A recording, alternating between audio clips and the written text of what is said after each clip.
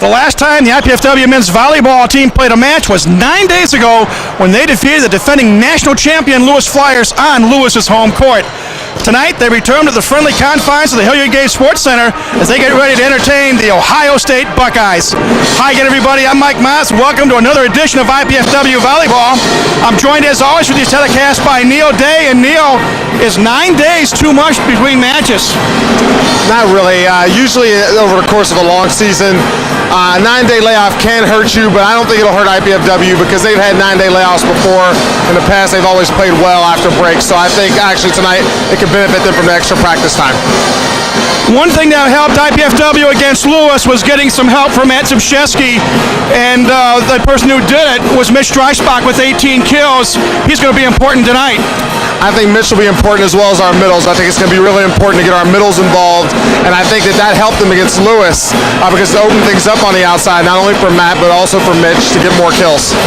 Ohio State won 2 of the 3 matches these teams played last year. They've got some weapons. Well, Spurlock's one of the best blockers in the country. It's going to be important, like I said, to establish the middles early so we can free up our outsides, because if we pass poorly and he can load up on our outsides, they'll get a lot of blocks on us tonight. It ought to be an exciting match. The 14th ranked IPFW Volleyball taking on the 15th ranked Ohio State Buckeyes. Stay tuned. Starting lineups and the opening serve are just ahead right here on College 56 Sports. You in there?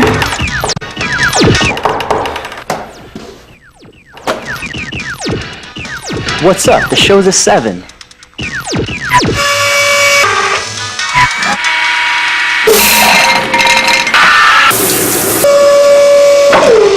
Whoa.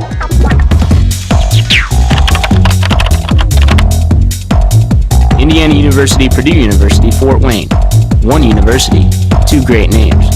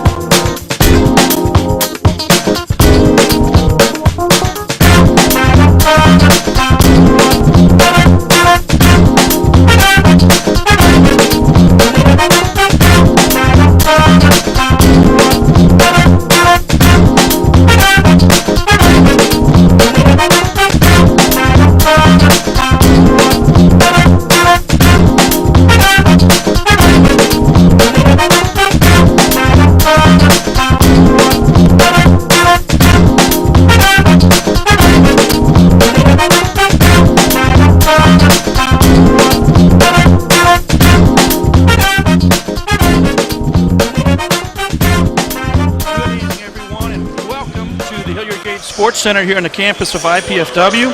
This is Mike Moss along with Neil Day, getting ready to call the action in tonight's men's college volleyball game, featuring the 15th ranked Buckeyes of Ohio State and the 14th ranked IPFW Volleyball. Have a nice crowd coming in here, Neil Day, and it's always nice when you can play in front of a lot of people. Yeah, we're usually going to draw good crowds for the Ohio State match. There are a lot of really good teams coming in this year, including Lewis, Loyola. Obviously, Penn State was already here, so it's nice to see the crowds getting out here and getting bigger each year. Here are the starting lineups for Ohio State. Libero is Dan Meske, a 6'2 freshman from Willow Springs, Illinois. And Mark Peckham is the setter. He's a 6'5 senior from London, Ontario, Canada. Mark Greaves, outside hitter, 6'4 sophomore from Fenton, Missouri. Adam Peterson, a 6'7 senior middle from Muskego, Wisconsin. Scott Spurlock. Andy Cole, 6'6 sophomore out of Glendale, Wisconsin. Mike Wallachman, a 6'4 junior out of Cincinnati, Ohio. And the head coach in his 20th year with the Buckeyes, Pete Hansen. Dennis Santiago will be the center for IPFW, 6'2 junior from Bayamon, Puerto Rico. Mitch Dreisbach, 6'6 junior from Mishawaka, Indiana, and one outside. Mike Dyga, 6'6 sophomore from Columbus, Ohio, in the middle. Matt Bashevsky, 6'4 junior from Toronto, Ontario. Isaac White will be the libero tonight, 6'3 senior out of Gambier, Ohio. And the head coach in his 24th year, 23rd or 24th, I'm not sure which, Arnie Ball. And he has a record this year of 3 wins and 1 defeat. Our officials tonight in the up position will be Dan Hauser, and on the downside will be Greg Roth. And the Buckeyes come in here with a record of 4-3, 0-1 in MIVA play. They lost to Lewis 3 days after the Volleyball traveled to Lewis and defeated the Flyers in 4 games. The Mastodons, or Volleyball I should say, 1-0 in conference play and 3-1 overall. Quick thought, Neil, on what we expect to see here tonight. Well, to be honest with you, I haven't seen Ohio State play this year. Typically, they're a really well-coached team. Pete Hansen's one of the best coaches in the country, so we're going to see a great coaching matchup. In addition to that, they've got really big middles. And Matt Cole, who hits on the outside for him, can do a lot of damage. He's a type of hitter that Matt Zbyszewski is. So we can see a nice matchup between those two. They're ranked right next to each other in the top 15, 14 and 15, so it should be a great matchup. Hopefully we'll get the upper hand early. I think that could dictate the match. These two teams played 3 times last year. The Buckeyes won both of the regular season conference matches, but the Volleyball traveled to Columbus in the quarterfinals of the MIVA postseason and defeated the Buckeyes in 5. So the last meeting went to the Dons. We'll see what happens here tonight. Crowd still filing in here to the Gates Sports Center. Buckeyes will be in their traveling red, I'm going to call them red jerseys, black shorts with gray numerals. Volleyball in the home white jerseys, blue shorts, and blue numerals. And IPFW, I think, well, I'm not sure if they're going to be serving first or not. Officials are double checking to make sure that all the players are in the proper spots. Well, IPFW's made some changes to the lineup since we last saw them at home. They do have Josh Collins in there, which we kind of talked about in previous broadcasts, so we thought that was going to happen. And Isaac White's not a libero, and he's an excellent defensive player as well. So they've made a couple changes. Obviously, it worked for him well at Lewis. Hopefully, we'll continue to roll with it tonight. Yeah, that's going to be a fun match, I think, Neil. And I think you're right. Whoever gets off to the early start well and can control the tempo and getting this rally point scoring now.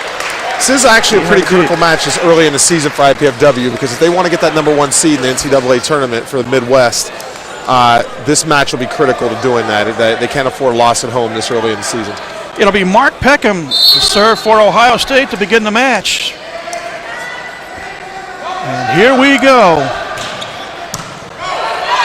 Santiago setting up Mitch Dreisbach. Nice dig by Meske. Good save by Collins.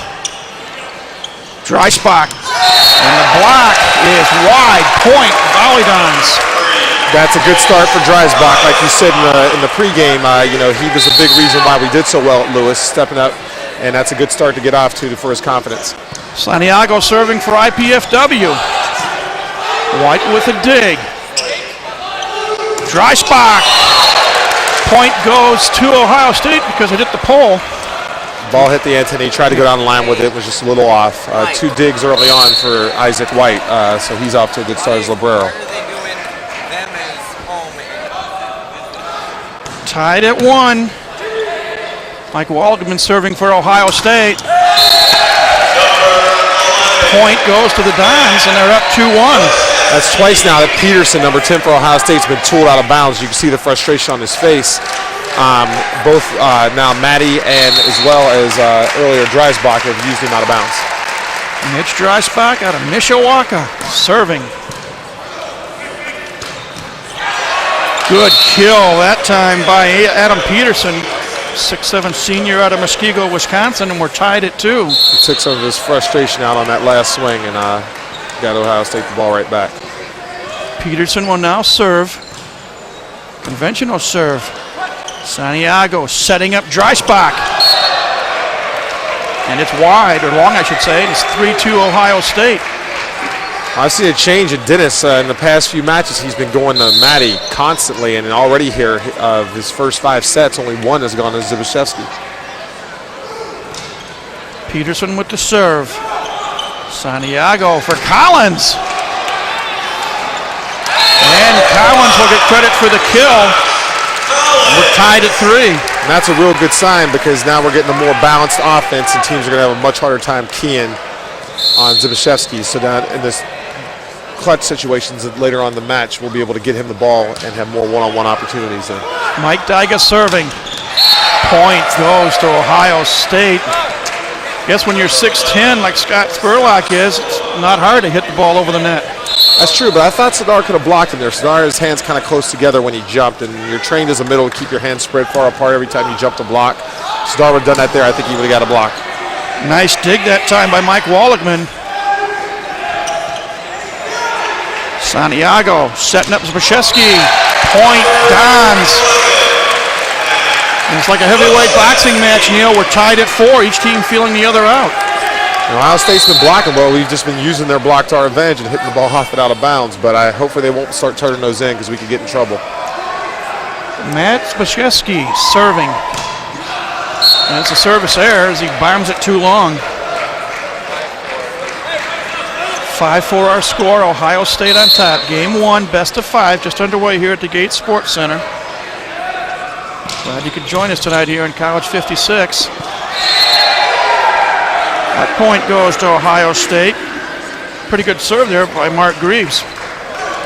Dennis made a good effort to try and go get it out of bounds, make one of his patented saves, but he couldn't quite get to that one. Jump serve by Greaves. Santiago going to set up Zbyszewski. Good dig by Ohio State. And a good kill that time by Andy Cole. Cole was only a sophomore, but he impressed me last year when the Buckeyes were here. Well, there's no doubt of what he's capable of doing. Being left-handed, it makes it real awkward for you as a blocker, and they give him a lot of balls over there on that right side. He has no problem putting the ball away. Collins, oh, nice dig. Peckham setting up Walligman, and it's point IPFW. Good block at the net. You gotta love the enthusiasm from Dennis too. Every time he gets a block, he makes sure everybody in the arena knows about it. And that's the type of thing that gets the team hyped up, and I like to see that. 7-5. Get a good look at Arnie Ball there. Josh Collins, the freshman out of Canada. Jump serve. Point Dons. What they called there was a back row attack because the setter went up and got the ball and the blocker touched it simultaneously, and that means a point for IPFW because he's a back row setter right now. Collins again with the serve. Walligman will get the point. And it's 8-6, Buckeyes on top. Scott Spurlock to serve. Santiago for Sikcha, nice dig by Collins. Zbyszewski dug out that time by Peckham. Point Ohio State. Don's unable to block successfully. Dennis did a nice job there of setting the middle from off the net. Typically you expect the ball to go get set to one of the antennas there. Keeps the other team on balance. Even though we didn't get a kill, it'll make Ohio State think twice. Buckeyes by 3. Dreisbach.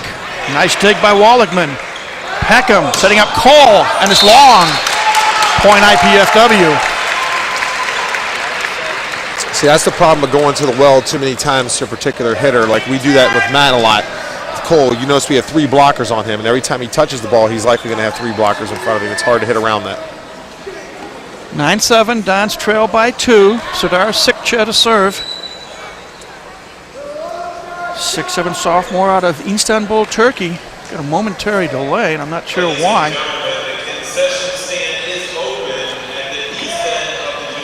Looks like Isaac White, the libero, is getting some attention from Scotty Knurr, the trainer. May have been some blood. I'm pretty sure the ruling is it has to be covered. They have to clearly have stopped the bleeding and it must be covered. So they're taping now. And they're trying to debate whether it's Josh Collins or Isaac White because I think there's blood on both of them. So it's once they cover his jersey and it's not, the blood spot isn't open, he should be okay to go back in. But I think what happened was Isaac bled on him when they collided with each other. They've got to make sure the blood's covered. Does even a delay as short as this, does it affect some people more than most? I personally believe it does. Some people might argue that it doesn't. That's a lot of times why coaches call timeouts to break momentum. But right now it's been kind of a close match, 9-7. That particular delay probably wasn't that big of a deal. Had someone had some momentum, it could have been. Nice kill there by Peterson and a short set by Peckham. It's now 10-7, Ohio State with the lead and the serve. And it'll be their setter, Mark Peckham, 6'5" senior out of London, Ontario. Jump serve. Santiago for Daiga. Point Dons. Well, that's the way you tee off on one right there. And he's got a little extra incentive for this match because he's from Columbus, Ohio. So, you know, he got recruited away by Ernie Ball, away from his hometown, and he's got something to prove tonight. Peterson from Peckham. Buckeyes come right back. Our middle blockers, Arnie's decided to go one-on-one instead of having the outsides come in to help because Andy Cole's over there on that right side. Our middle blockers have got to do a better job of getting their hands apart because they're giving these angles to Ohio State. They're just going to kill us all night with that if we don't spread our arms a little bit more around the middle. Service error by Mike Walligman gives the Dons a point and the serve. It's now 11-9, and here comes Mitch Dreisbach to serve for the second time. Mitch had 18 kills up at Lewis 9 nights ago.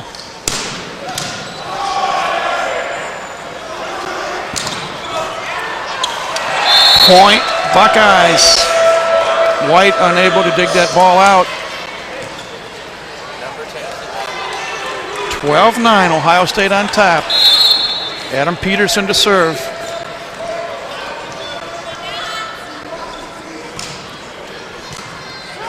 Santiago setting up Zbyszewski. Point, IPFW. Nice kill by Matty Zbyszewski. So far, I really like the distribution from Santiago in this match. Regardless of the score, we're keeping Ohio State on their heels because they have no idea where the ball's going. And that's the first time I've seen us do that all year. Mike Daiga to serve. Nice dig by Santiago. And not sure what the call is. We were in the net, but the thing I like there is Arnie had the outside hitter come in to help on the middle, so they couldn't bang that ball across court like they have been, which forced them to cut the ball back, which is a much easier dig for that right back person than going one-on-one in the middle and letting them hit the ball straight back into zone 5, which is back here in the left back. Sikcha on the kill attempt. At the net, it's Zbyszewski with the point. The other thing about Matt is he's not all power. He's got a lot of finesse, and he finds a way to put a ball away no matter where it is, and I love that. Matt, senior academically, a junior athletically, serving. Peckham. Nice block by Sikcha. There it is. Cigar realized the last time he got beat at that sharp angle, and he reached over into zone 5, took that shot away, and stuffed it. That was perfect. That's the sign of a great middle blocker who can adjust from an earlier mistake. Now 13-12. Zbyszewski serving for the tie. Peckham, the quick shot. Nice dig by Zbyszewski. Dreisbach just wide on the kill. Point Buckeyes. Well, that was a good swing by Mitch. It's kind of a tough angle to block it, taking away the middle of the court, but you want to encourage you to keep taking swings like that out of the back row. Greaves serving. Zbyszewski. And it's wide. And we've come to the mandatory 15-point timeout. Our score, Ohio State 15, IPFW 12. You're watching IPFW Volleyball on College 56 Sports.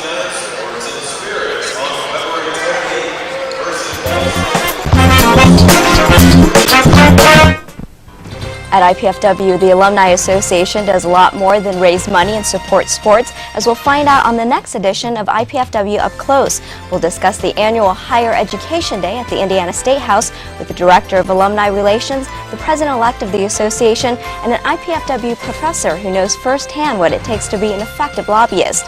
Join me, Jeanette Liu, for IPFW Up Close, Sundays at noon on College Cable Access Channel 56.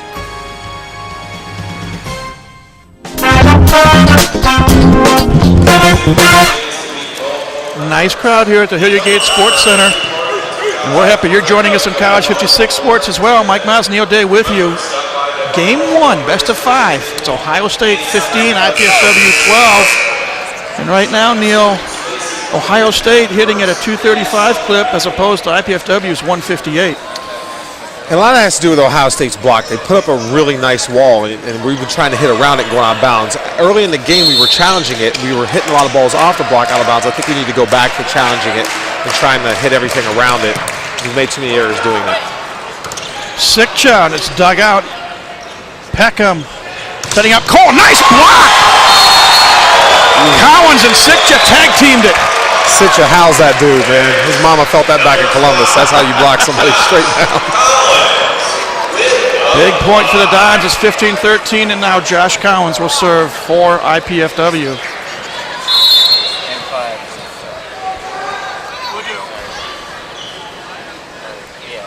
Jump serve by Collins, and it's a service ace.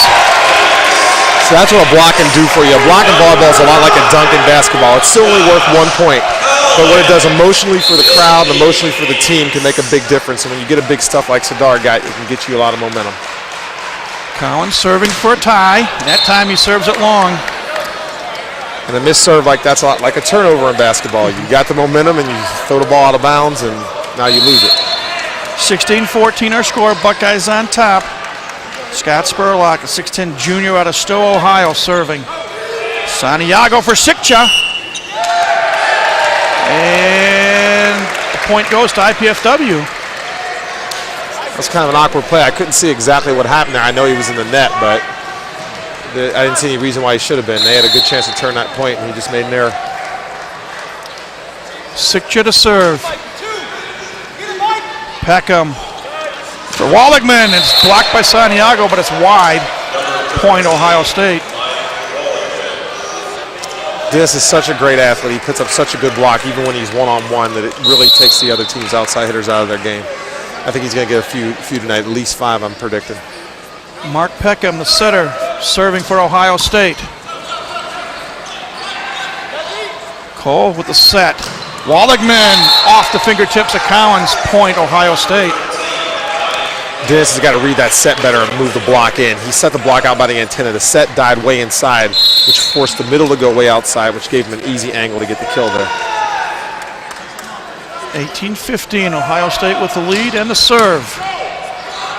Santiago for Dreisbach. Dreisbach with the kill. I tell you, that Lewis match must have done something to Dreisbach mentally also, because I've never seen him this aggressive attacking the ball. I mean, he looks really good out there right now. It's a good sign. He had 18 kills and 34 swings. Daigo with the block. And it's 18-17. Dons within 1.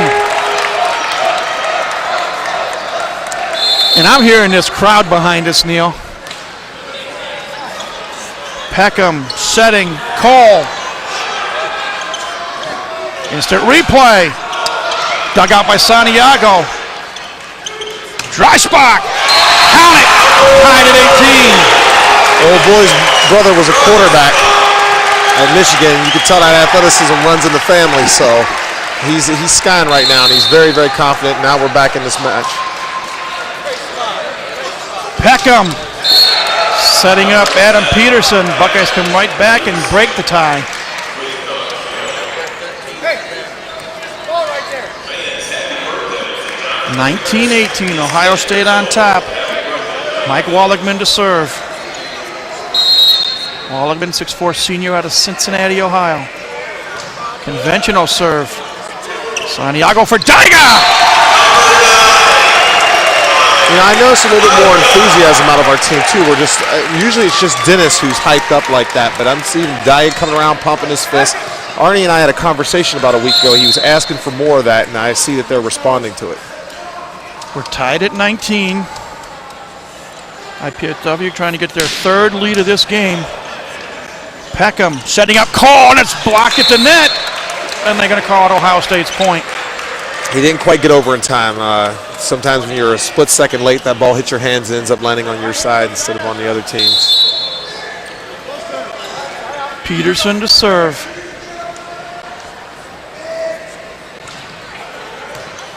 Confusion there on the return. Zbyszewski in the dink shot. Count it. Like I said earlier, he is great at knowing when to swing at the ball and when to tip the ball. In fact, I can't remember a player that has more court sense about doing that I've seen here at IPFW. He's excellent at that. First chance I've got to call a dink shot this year. Dyga serving. Peckham for Cole. Andy Cole puts it away. Now there where we had talked about Josh Collins moving in to help out the middle, there it burned us because then they go back to Cole and he pounds one down the line. We couldn't get back over there in time, so you have to take guesses and take chances and hope you're right. Santiago for Sikcha. Seligman unable to get to it. Don's tied up again at 21. Matt Zbyszewski to serve. The Dons can get the lead and get this crowd behind them. This will be a rocking gymnasium. Jump serve. Peckham. Oh. That was pretty ugly. Double hit gives IPFW the lead, 22-21.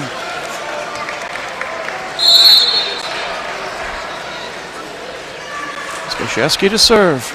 This is an important serve here. Peckham. Nice block by Sikcha. Now Sagar's talking through the net, and our guys are hyped up. The crowd's hyped up. We get a block there. Once again, Matt with another good serve instead of blowing the momentum by serving out of bounds. That was critical there. Ohio State calls timeout, gives us a chance to invite you to join Coach Ernie Ball on College 56 for the Ernie Ball Show with highlights and perspective from Coach Ball and his guests. Host Mark Franke opens up the show on Thursday evenings at 6:30 and Saturdays at 1:30 p.m. Again, it's the Ernie Ball Show right here on College Cable Access Channel 56. Nice picture of the old coach. I get shot for saying the word all. I have to say that about Arnie. You know, he looks the same now as when I played for him, which was a little while back. I mean, he really keeps himself in shape. He runs all the time. He plays racquetball. I think he looks incredible. He's in great health. His parents are the same way. You know, he's just a very healthy person. I think a lot of people could learn from that example. Attack percentage up to .346 for the Volleyball. Ohio State has dropped to .222. And that's been a change. And I think that what we've started doing better is blocking. We've gotten a few stuffs. And we've started challenging their block more, which is something we got away from in the middle of the game there. And that's what's allowed us to get back into it. And you get a good look at Ryan Staley, the newest assistant on Ernie Ball's staff. He's a great addition. I mean, he had that great work ethic, and he can pass that on to some of the players. Sikcha, a little strong. Let's see. Were they going to call it a touch? No. Oh. Dan Hauser says not touched. That's a tough call for Dan Hauser to make because it happened so fast. So Arnie's not too happy about it. But the Lions people can call it also. It looked to me like there was a touch, but that's easy for me to say. It's a tougher call for an official to make. Free ball time for Ohio State. Peckham sets up Spurlock. Buckeyes tie it up at 23. Now, Arnie's real upset. Now, Greg, he calls a timeout there, but we cannot allow – that call was – I won't call it a bad call because it's hard to tell. It's a judgment call. We can't let that break our momentum. We got to get the ball right back here. And I think momentum is the key word, Neil, because – on a night like tonight, there really is a feeling of electricity here in the Gates Center. Nice crowd. Ohio State, one of the tough rivals for IPFW. And here we are tied at 23 in game one. And we get a good look at the crowd, and we're glancing over at the IPFW bench, and Arnie is having an interesting discussion with setter Dennis Santiago. Well, Arnie's a genius. I mean, he sensed that call, well, I should say the call, that play. had a big effect on the team. So he immediately called a timeout, and when they go back on the court, that call will be forgotten. And we've got an excellent officiating crew. These are two of the best officials in the country right here, and you can't. Artie made his argument. It's over with now. He gets his team settled down, and now they have to forget about that and move on. And hopefully we'll be able to get the ball right back here. Oh, here we go. Tied at 23. Mark Greaves to serve for Ohio State. Jump serve. Santiago setting up Zbyszewski. Point IPFW.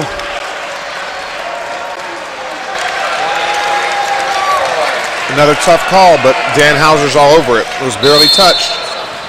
And it's a tough ball to see, but he caught it. With the great official. 6 kills now for Zbyszewski. Cowan serving. And Peckham with the quick shot ties it right back up at 24. Now what happened there is a setter moved to the middle of the court. Normally they set from the right front. And the middle has to recognize that. It's like switching men in basketball and man-to-man defense. He didn't recognize it and allowed them to get an easy kill. Ohio State comes back with another point. Now they lead 25-24. And Arnie Ball calls the second and final timeout he's allotted here in game 1. Okay, you're a coach on the high school level. What is your college coach telling his team right now? I imagine he said something to Sadar about that last play, about falling asleep and letting the setter get wide open in the middle of the floor. But I'm sure he's not going to dwell on it. At this point, it's another momentum breaker. And right now he's talking to Dennis Franke, Mark Franke, to find out what their tendencies are on this board, the El Guapo, to find out what their tendencies are in this rotation so we can hopefully guess right on where they're going to set the ball next. But mostly this timeout was a momentum breaker, settle us down, because we lost the momentum that we had picked up at one point in time. Just a few moments ago, the Dons led 23-21. Now it's 25-24 Ohio State. Now here's where Mitch gets to prove himself. Earlier in the season, this was definitely going to be a back row set to Zbyszewski, but now maybe Mitch can come up and get a big kill for us here. Try spot, change of pace, nice dig. And it's long, so the Dons get the point and get the tie at 25. Good effort that time by Greaves, but unsuccessful in digging it cleanly. It was a fabulous change of pace shot by Dreisbach because it wasn't a great pass, which led to a bad set. And a lot of times the guy will hit that ball out of bounds, but he took a little something off it, kept it in, got the kill. Dustin Sherman, the senior out of Northside High School, in the lineup, and he will serve. Peckham sets up Peterson, and Adam put it away. Ohio State is really strong in the middle, and our middles are going to need to continue to step up like they have in this first game if we're going to want to win this match. We're going to go look at Pete Hansen in his 20th year coaching in Ohio State. Peckham serving.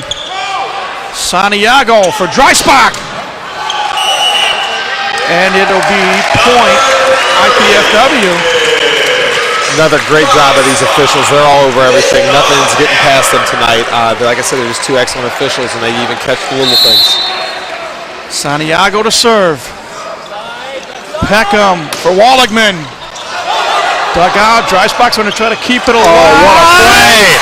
White gets it over. What a play! Peckham, Peterson, Santiago digs it out. Swing. Dreisbach. That's going to turn this match around right there, baby. I love that rule change. It used to be you couldn't do that. You couldn't go on the other team's side of the net, even out of bounds. And that was just fabulous athleticism by Mitch Dreisbach to go get that ball. And we've got a meeting of the minds with the officials. All four of them, the two line judges as well as Greg Roth and Dan Hauser. I can't imagine what they're talking about. The net was clearly on Ohio State. The ball was clearly brought back. The ball was brought back legally, so I don't see what the debate would be over, but I guess we're going to find out. See Greg Roth talking to Pete Hansen, or I should say maybe Hansen's talking to Roth. I think what Pete is saying is that the ball traveled inside the antenna when they dug it, So you can't come on the other team's side of the net and bring it back. It must go outside the antenna in order for you to bring it back onto your side of the net. He's saying it crossed over inside the antenna, so you can't do that. And now that I think back to the point, from this angle where we're sitting, you can't tell. But that's the line person back here, Bill Barone's job to see that. And apparently he went to the officials and said that it traveled outside the antenna. And from where I'm sitting, I can't really tell. And Pete Hansen may have a legitimate argument there. You see we're all talking with Hauser. Both teams huddled up like we're on a football field. There's Hansen. And Arnie Ball is waiting here at midcourt on the other side. If they reverse this call, Arnie's going to get steamed. Yeah, it comes down to the Lions person making the call. He has the best angle, and whatever he says goes. So we're going to find out here what they're going to do. Maybe they're calling a replay. I don't know, but Arnie's going to blow it. He's waiting to see. He's just waiting. He is waiting. He's like a firecracker waiting to explode. I saw Pete and said something that got Arnie a little mad there. He just kind of apologized. Those two go way back, and I've had the blessed opportunity to play for both of them, and I can tell you they're both pretty heated coaches. So Pete Hansen was my coach in the Olympic Festival when I played, and I got to work with him a little bit when I was with the national team, and obviously Arnie was my coach here, and you don't want to mess with either one of them. And you can see there Dan Hauser talking to Mark Peckham, who evidently is the captain for Ohio State. And it looks like they're going to get the point. The scoreboard is now changed. It's now showing Ohio State with 27 and IPFW with 26. Okay, I think he's calling the line judge in. Okay, that's what they called. They said the ball was dug inside the antenna, and then when Dreisbach made the save, he brought it back outside the antenna, which is illegal. Once again, I couldn't see it, but the line judge could. He made the call. And the decision stands. Now we just have to move on and get the ball right back. And now our crowd's trying to help us out. Waldegman will serve. Buckeyes lead 27-26. We played a 30, win by 2. Santiago setting up Bashevsky. What an athletic Point play. Dons. We had the perfect angle to see him go get that ball. And that set was way outside the antenna. And he just made an incredible play to get that. Substitution for IPFW, Jared Quillen, 6'4" freshman out of LaGrange, Ohio, will come in for Dreisbach and serve. A little pressure here. You're tied at 27. You bring a freshman in to serve. Let's see what he's made of. Conventional serve. Peckham setting up Peterson. Dug out by Santiago. Santiago on the attack and gets the top of the net and falls backwards. Tough break for the Dons there. We've been in a few of these games like this that have been nip and tuck down the stretch, one-point games, and we've usually come out on top, so I'm going to believe the same thing is going to happen here, but this is a critical point. We've got to get the ball back here. Sam Stevens, 6'3" sophomore from Miami, Florida, where it's got to be pretty warm. He's coming in to serve. Buckeyes now lead by 1, 28-27. Jump serve. Santiago for Bashevsky, and it's blocked at the net by Spurlock, and it's game point Buckeyes. Also, I mentioned in the pregame that Spurlock is an excellent blocker. He's huge. He's just going to do that by nature. But I think now would be a good time for Dennis to go right back to Matt, because I think he's mixed it around enough that they're thinking twice. So don't be surprised if he sets the ball right back to him and get a kill here. Stevens serving for game 1. Santiago for, the Dons get a break! The Dons get a break! Oh, man, was I lucky, but we'll take it. If we come back to win this game, remember that point for the rest of the match. Spurlock muttering to himself, and that ball just floated over the net. Mike Dyga to serve. It's still game point Ohio State, but it's 29-28. Dyga to serve for the tie. So heads up play by Josh Collins to save that ball. A lot of times that ball falls in. Here we go. Ooh, miss hit, Peckham. Good dig by Santiago. Dreisbach in the center spot for Collins.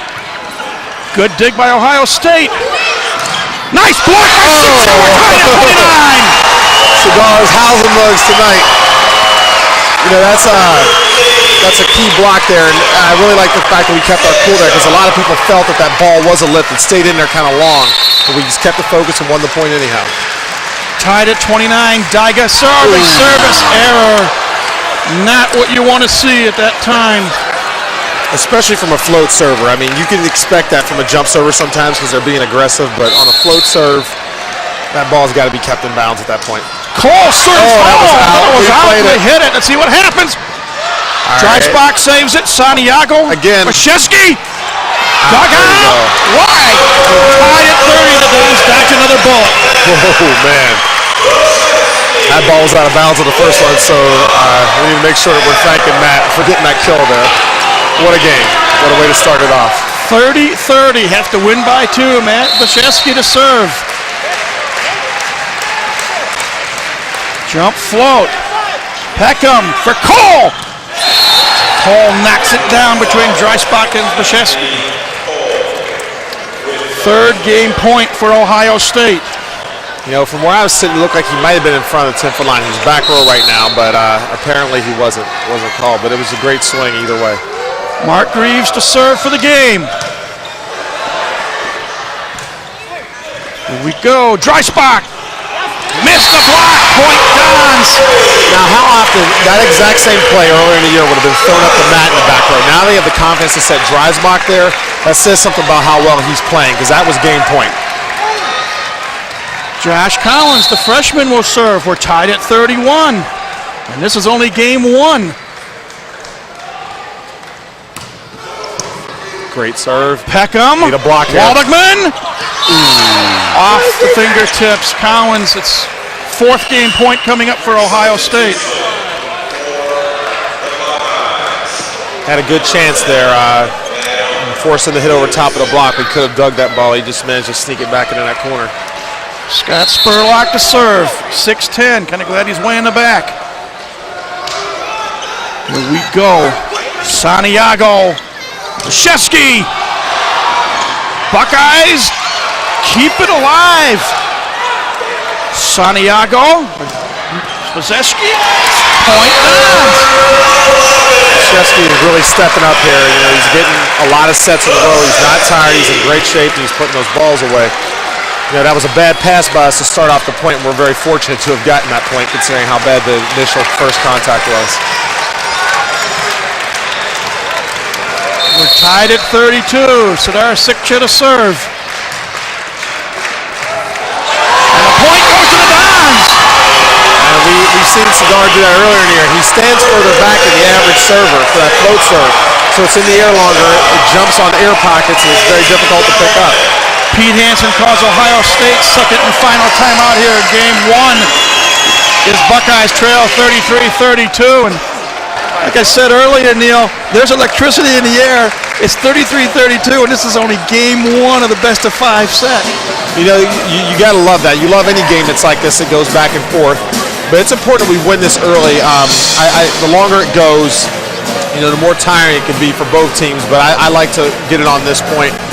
The other thing you get concerned about in a match like this is when you get too excited early on because of a game like this, it can lead to a big letdown later on. So the team that can stay the most consistent and the most level-headed is going to have an advantage in this second game, no matter who wins this first game. Well, Sikcha's going to serve. Ohio State just saw a serve. What adjustments do you think they'll make right now? The funny thing about Sitch's serve is you really can't adjust to it. It's a moving serve. When he serves a flat floater like that, it jumps on the air, so to speak. And if you've played volleyball before, you know exactly what I'm talking about. So really all Ohio State can do is hope he doesn't serve a ball quite as tough as that one where the bottom just falls out of it. And not really worry about it. There's not much adjusting you can do. IPFW fans on their feet, as is the custom for the team that's serving for a game win or a match win. Here we go. Lollipop serve. Peckham to Peterson rather, and Adam Peterson puts it down. And we're tied once again, this time at 33. Mark Peckham to serve.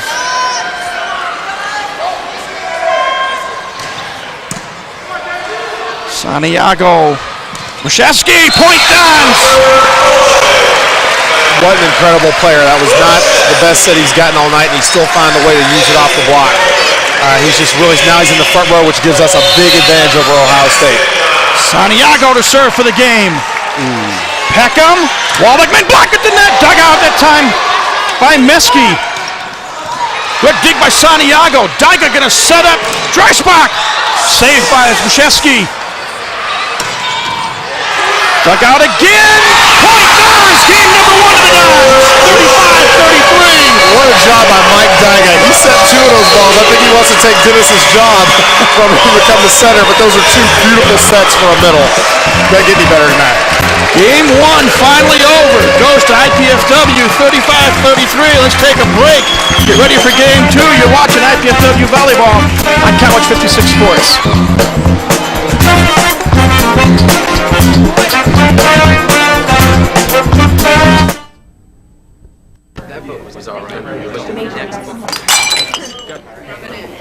You know, if she continues to spill product at a rate of 3 per hour, unit cost, say 60 cents.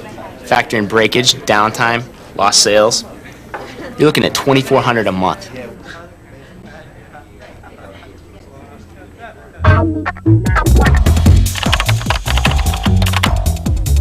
Indiana University, Purdue University, Fort Wayne.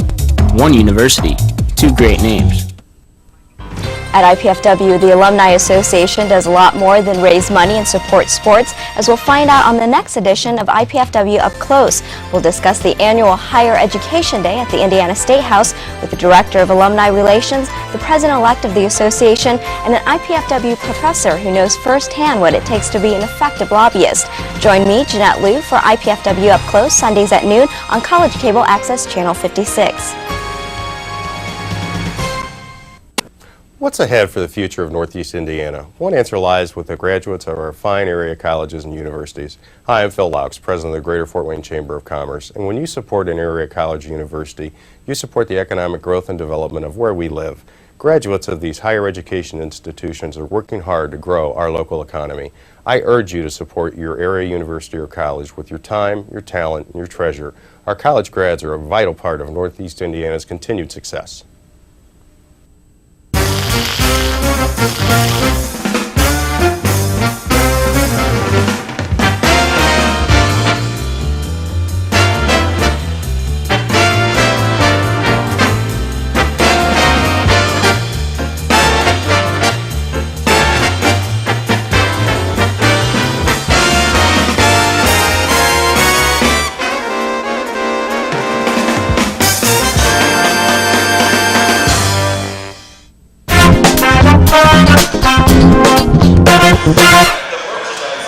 Welcome back, everybody, to the Hilliard Gate Sports Center. Mike Maas, Neil Day with you. Game 1 finally over, and it goes to the blue and white of IPFW by a score of 35-33. And Neil, you're looking at the first game numbers. Talk about what stands out to you. Well, we did a much better job of moving the ball around that game, especially early on. Down the stretch, we gave Matt Zbyszewski most of the balls. There was one key set to Mitch Dreisbach in the back row that was on game point, but other than that, Zbyszewski got almost every set, except for the one that went to Dega in the middle that we mishit. Bottom line is, when you move the ball around like that early on, it's like in football where you run some, get a good run-pass mix. The other team's off balance. They don't know what you're going to do. By setting so many guys, it opened things up for Matt at the end of the game, which allowed him to put balls away a lot easier and not work as hard as he's had to earlier in the season. The Volleyball had an attack percentage of .318, Buckeyes .282.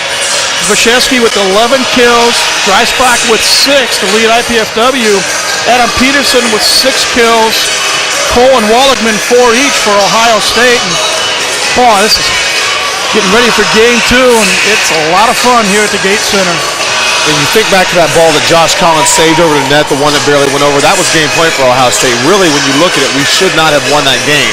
And when you could steal a game like that, if we win this second game, I can see Ohio State's will being broken. It'd be great to get off to a good start here because I know that they feel they should have won that game, and frankly, they should have. We just out-hustled them and out-hearted them.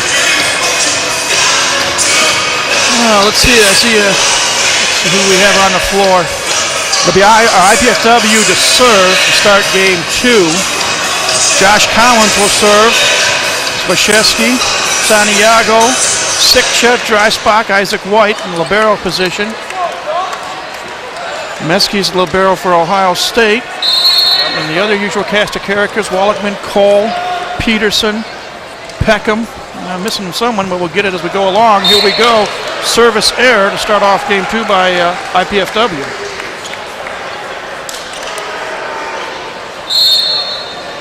And Mark Peckham will serve for Ohio State.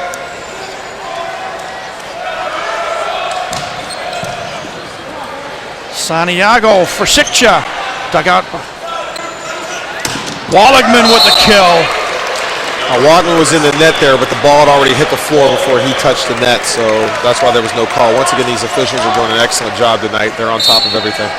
2-0 Ohio State with the early lead here in game 2. Peckham continuing to serve. Free ball coming up for Ohio State. Peckham for Walligman, and it's wide, I think. Point Dons. I'm mentioning these officials, Dan Hauser and Greg Roth. Both these guys have been around for a while, and they've seen volleyball at almost every level. So I think we're very fortunate to have officials of their caliber here tonight. And I'm sure they'll appreciate the check you're going to send them at some point. Peterson with the kill on a short set from Peckham. It's 3-1 Ohio State. That was a great save by Peckham there to get that ball. Mike Walligman to serve.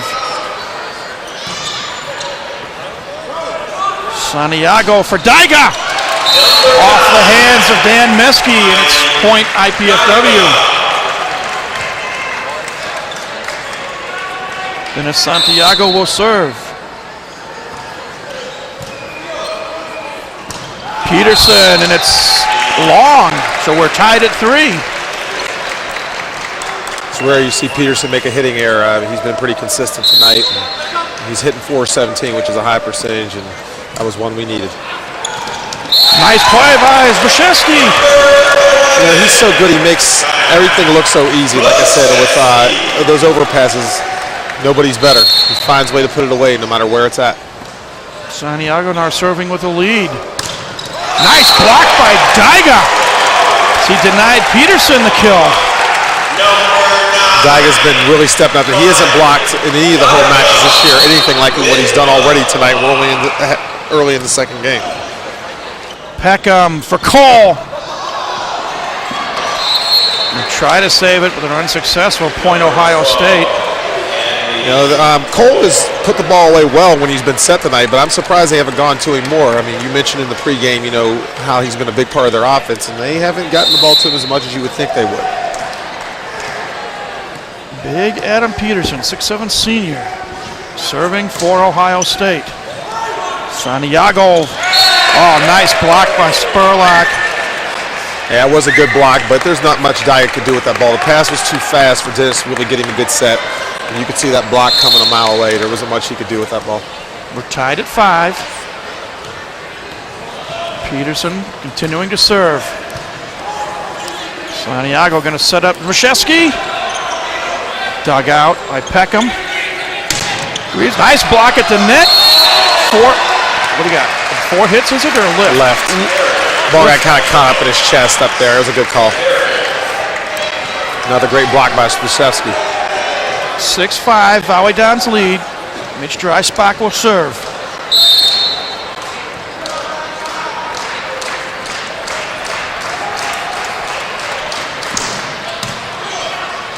Peckham. Greaves, nice block at the net. Greaves again, nice block by Zbyszewski. Peckham for Cole. And it's point IPFW. The more I watch Zbyszewski play, the more impressed I am with him. He is really fundamentally sound. His blocking technique is perfect. His timing, everything he does. He's not just a great hitter and a great defender, but he's also an excellent blocker, and he's fun to watch. Dreisbach serving again. Peckham for Cole. And this time the Buckeyes get the point. Cole will get credit for the kill. And for Andy Cole, that's his 6th kill of the night. And Zbyszewski has him doubled up with 12 right now, but I got a feeling Ohio State's going to get him more knocks. I'm sure Hanson told him that between games. Nice set by Santiago, and Mike Daiga put it away.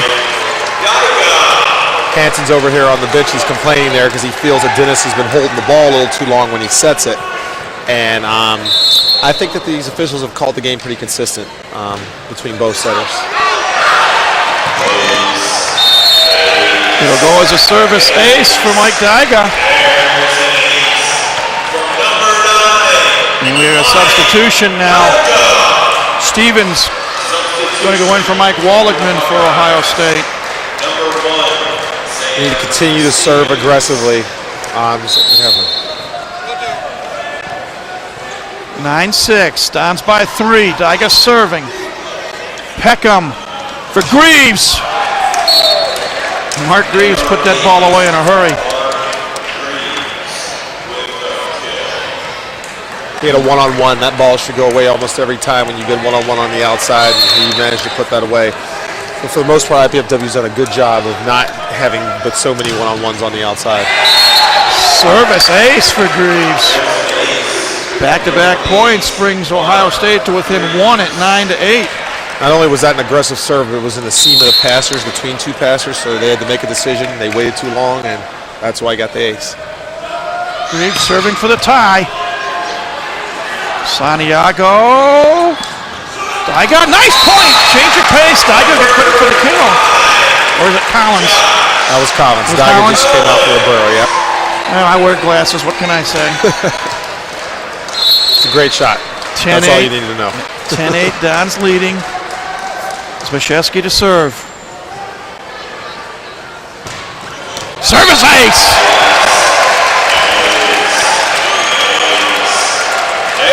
That one found the floor in a hurry. Yeah, he's a bona fide star. I mean, you know, he's really stepped up into that role this year and filled those shoes very well. And those shoes you're talking about are from the departed Jeff Patak, second-team All-American last year. Peckham. Stevens is blocked!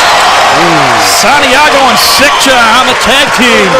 I love Dennis's blocking technique also. We are a pretty good blocking team. If our middles continue to get to the outside and close the block like we have tonight, we're going to be real effective all year long blocking other teams. The lead is up to 4, 12-8. Matt Zbyszewski to serve.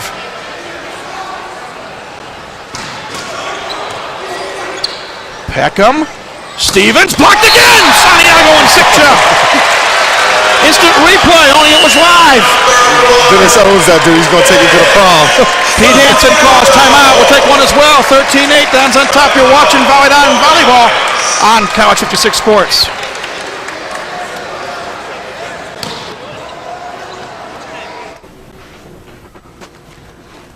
Hi. I was wondering if you wanted to go out maybe or something, if you had time. I can tell by your excitable behavior and verbal faux pas that you have generalized anxiety with paranoid tendencies. It would never work. Okay, thanks.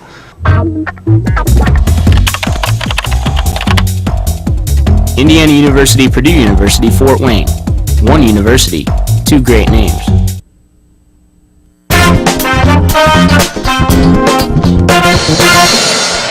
Back at the Gates Sports Center, Mike Mosneo Day with you. Game 2. IPFW leads 13-8. Volleyball won Game 1, 35-33. And Dons have won the last 4 points. Yeah, Dennis Santiago already has 4 blocks and Sardar Sikcha has 6. We've totally dominated in the blocking department, and that's one of Ohio State's specialties. Especially in this game. So, I mean, Dennis has just got 2 in a row, and I think it has to be inside Ohio State's head every time they take a swing that they're going to get stuffed. Zbyszewski just continues serving. Free ball! And this time Ohio State gets lucky as Peckham bounces it off Sikcha. Now, fundamentally there, Sardar did a no-no. You get a pass that's that far back up there, you're supposed to step back and swing. He jumped backwards, which gave him one angle straight ahead, and that's why they were able to block it. Spurlock to serve for the Buckeyes. Santiago. Collins, and he gets the point off of Peckham's hand. Yeah, Collins is a strong kid. I really like his game, and I just think he's only a freshman. He doesn't look like one out there. He will serve with his team leading 14-9. Jump serve. Peckham, nice block. Sikcha. Denied Peterson. Cigar's putting on a clinic out there blocking. Him and Dennis are just roofing anything that comes their way. We've got a timeout, 15-9, Dons on top. Learn more about Mastodon sports by tuning into Mastodon Spotlight each Wednesday, Friday, and Saturday here on College 56. Here's truly Mike Moss reviews the recent sport activities. We look at game footage and visit with coaches and players. That's Mastodon Spotlight. Wednesdays and Fridays at 11 p.m. and Saturdays at 11:30 a.m. and Fridays at 6:30 p.m. as well. Right here on College 56 Sports. And this week, I'm proud to say we completed a two-part series on academics and how it correlates with athletics. And I had a lot of people contribute, both from the administrative standpoint and coaches and student athletes as well. And hopefully, those who have seen the show already got a little better understanding on how academics and athletics intertwine with each other. Well, I'm looking forward to watching. I heard wonderful things about the work you did on that, and I think there's nothing more important than that, and sometimes we tend to lose sight of that nowadays, and we see a lot of examples of that, so hopefully... For those who haven't seen it, it's on tomorrow morning at 11:30. It's on tonight at 11 o'clock. Service error by the Dons as we're back into the action, and it's now 15-10. Ohio State trailing by 5. As a coach, when you call a timeout, the other team is serving you. That's what you're hoping for. That's the best case scenario, and that's what they got in this serve. Mark Peckham to serve. Dons get it back, but it's a freebie. Peckham, Cole. Andy Cole puts it away. It's now 15-11. Buckeyes creeping to within 4. And it looks like momentum is wearing scarlet, gray, and black. South Peckham at the center, serving. Santiago, dry spot, dug out, that time by Meski. Greaves, dug out by Isaac White. Santiago, Spashevsky, and it's blocked at the net by Peterson.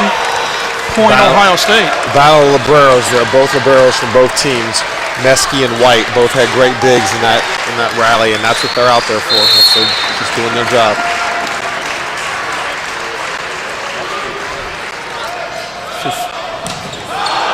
Service error that time by Peckham. Point and serve go to IPFW.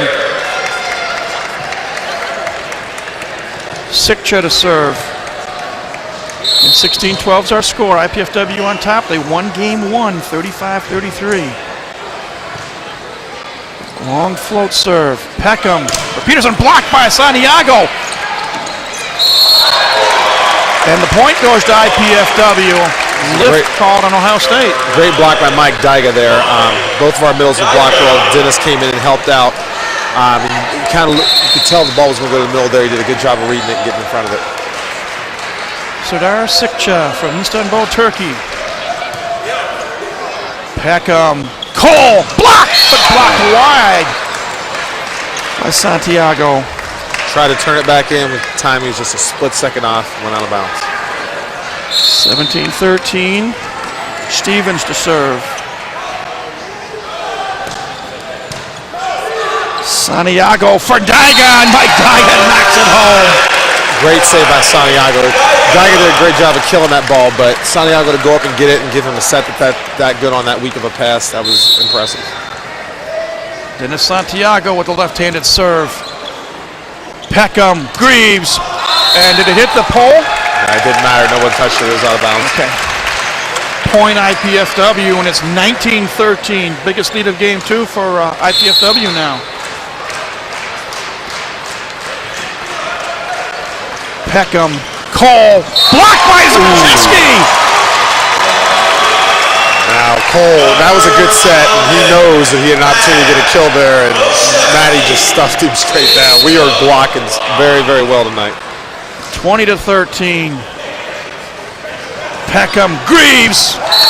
Greaves hammered it in front of Santiago. Yeah, Santiago better be glad that ball hit the ground right in front of him, not off his face, because he hit that ball a ton.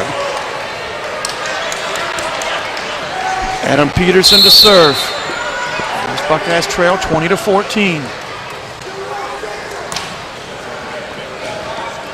Santiago for Daiga. Nice dig that time. Greaves, and it's dug out that time by Peckham.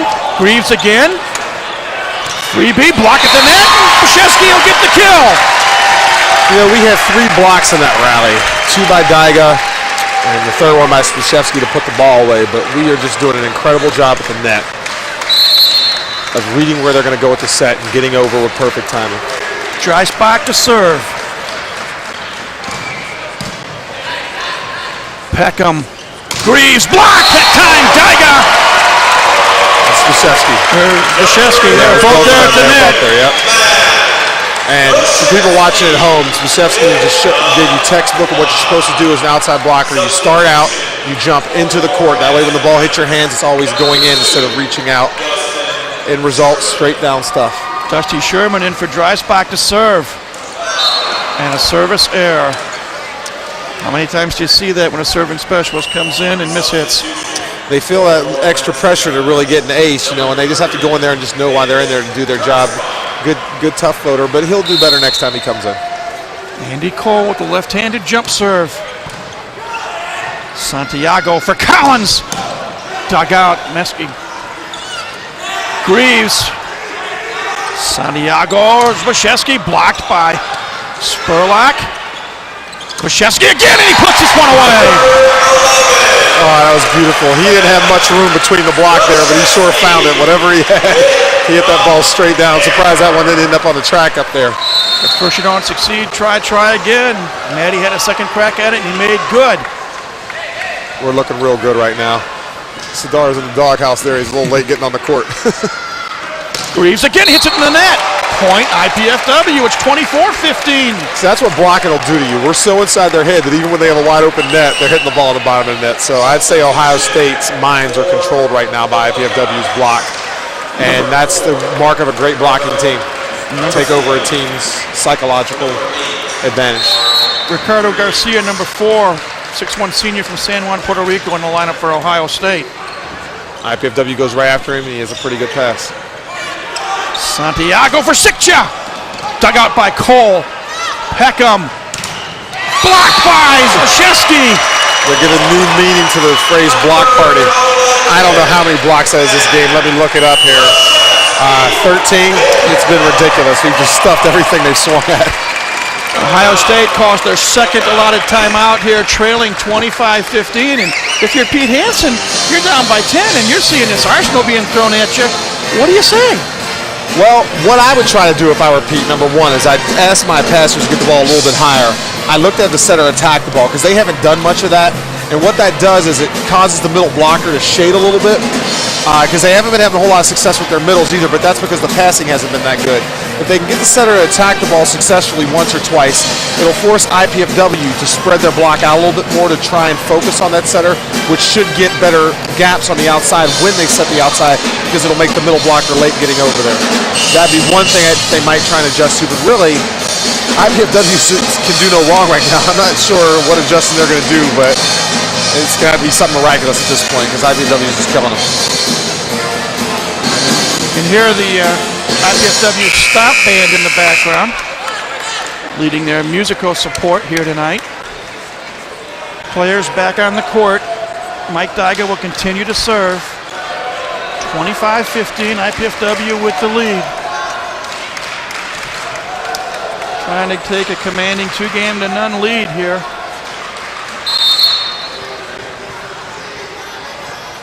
Here we go. Peckham. Nice block at the net by Bushevsky.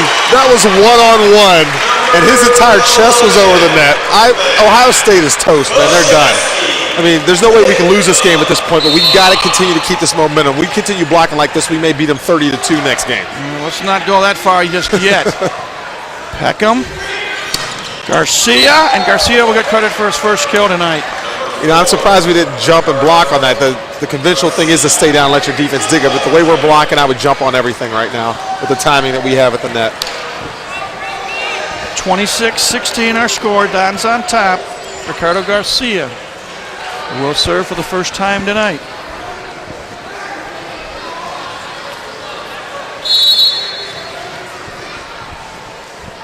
looks like he can jump pretty high. And he gets a service ace. As Isaac White unable to dig it out. This Garcia does look pretty explosive, and he hasn't played all match, and let's hope that he doesn't get started and give them a boost off the bench. 26-17. Service error. That's one way to stop a rally. That's not too bad of a thing there because they're down, 10 points. They need to go for something extra there. They already know they're going to lose this game. They need something pretty dramatic, so I can't fault him for going for a little bit more on that serve. Zbyszewski to serve. That And ball looked in from here. they call it just wide. So it's 27-18. Scott Spurlock will serve. Buckeyes aren't giving up just yet. Santiago. Zbyszewski. Oh! What a play by Adam Peterson. That's called the Kong block when you just hang in the air for an extra second, grab the ball with one hand, throw it down. Peterson with a great play there. It's a great thing about a 10-point lead, it doesn't really matter. Sekcha responds with a kill. 28-19. Collins, I think, going to serve, although we got a substitution coming in. Cristiano Moreira, 6'4" freshman from Belo Horizonte, Brazil. Makes his first appearance of the night. It's the first time I've ever seen a tattoo on someone's calf, so see if that gives him a little extra jumping ability. Peckham. Stevens, and it's blocked by Sekcha. And we're at game point. It must be real hard to be a Buckeye right about now because everything is getting stuffed. IPFW calls the timeout at 29-19. Interesting. That is interesting. Very interesting. Did IPFW call that timeout? Did he signal? They signaled IPFW with a timeout. Wow, that's extremely unusual in that situation. When you're at game point and you're leading by 10. There's not much to talk about. I call him over and say, hey guys, keep blocking. Get back out there. I mean, what can you really say at that point? He must have seen something that had upset him, or maybe I've actually called timeouts as a coach in that situation when I realized my team was not in a proper alignment. Sometimes you call a timeout and fix them before the officials can catch it. So maybe something like that was going on. It's funny you say that. I mean, I don't know. I'm trying to look and see what they're doing out there, but there's no reason to call a timeout up 29-19. That's the only thing I can think of. Well, Moreira is going to continue to serve. Now Hansen's coming up to talk to Greg Roth. Yeah, Hansen must be asking for something. Maybe that was the case, but Moreira is serving there, so I don't know. Everything looks clean to me, so. Well, we're back and ready to go. IPFW fans on their feet, starting to smell a little blood. Moreira serving for game 2, and he served it 100 yards too high and too long. He looked like Barry Bonds on that one. That one hit the upper deck. 29-20, still a slew of game points for IPFW. Peckham will try to keep the Buckeyes in it. Santiago, Sekcha. Oh, good save. It is point IPFW in game 2 to IPFW. They won this one by a score of 30-20, and they take a commanding 2-0 lead in the best-of-5 match. Indiana Purdue Fort Wayne presents Spotlight on IPFW, an up-close look at some of the hidden treasures on our campus. Our spotlight tonight is shining brightly on the IPFW Archaeological Survey, directed by Professor Bob McCullough. Is it true for our halftime? 700 to 800 years ago, this is what an indigenous farming community near the White River in Hamilton County, Indiana, may have looked like.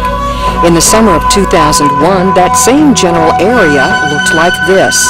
However, a closer look would have shown you these sights, the remnants of an old military plane or two, rusted cars, and the twisted metal of old farm machinery amongst the vegetation. IPFW's Archaeological Survey has been excavating that area, known as the Strawtown Enclosure, trying to solve the puzzle of just who lived there. You have intersection of trails. Indiana's the crossroads of America, can be pushed back way into prehistory. You have the trail from the Ohio River up to Fort Wayne runs through the area. You have the trail from the Cincinnati area from the Ohio River up to the Kankakee Marsh and up to Wisconsin, crisscrosses the area. And you also have one that runs east-west. You have evidence that groups from as far away as it looks like western Wisconsin and Iowa inhabited the Strawtown site. There's certainly without question a group that around Cincinnati, Dayton area, Middle Ohio River Valley, associated with those people inhabited the Strawtown enclosure. With the help of grants from the U.S. Department of the Interior National Park Service Historic Preservation Fund, administered by the Indiana Department of Natural Resources, Division of Historic Preservation and Archaeology, the survey team, the Hamilton County Parks Department, and other groups and volunteers have been excavating the remains of a village dating back to the late 13th or early 14th centuries. What we find basically it's circular shape. The circular village goes about a little less than a football field in diameter. Okay, it had a central plaza that was kept fairly clean. Of artifacts, to be a community area that they maintained. There appears to be a habitation area encircling that plaza, and that's where we believe the houses will be located. McCullough and the others haven't yet determined the design of the houses, but they have discovered some post holes and believe the structures were rectangular with gabled roofs. The remnants of storage and trash pits have been unearthed, as has evidence pointing to a wooden post stockade that encircled the village. McCullough says outside the stockade there was a dry moat, or a wide ditch about 6 or 7 feet deep. Archaeologists always find the hard parts. So we don't have, we probably had an elaborate wood technology, and feathers and weaving. We don't have evidence of that. What we get is their ceramics, their pottery, which actually gives us a lot of information because they would draw designs. We can trace these designs to various archaeological groups. Stone tools, arrowheads. Certain sites with good bone preservation with their bone tools, evidences of types of animals they would consume and use for materials. And we get evidence of diet through botanical remains. That's how we know they're maize farmers. We have charred corn. Later on we have beans. Pieces of squash. We know what kind of wild and medicinal plants that were collected. When it becomes charred, we have evidence for that. One of the questions the survey is trying to answer is, where did the people who lived at Strawtown go? Were they forced out, or did they move on and others take their place? And it persists in Indiana for close to 200 years. But what happens is the northern areas become to be, they're abandoned, and there's a population shift to the southern portion of the range, down south of Indianapolis. And after 1425, we don't have a record of them occupying this area. It's sort of a mystery we haven't been able to answer yet. McCullough and the rest of the survey want to find the answer to that and other mysteries. They believe the answers lie in their excavations at Strawtown.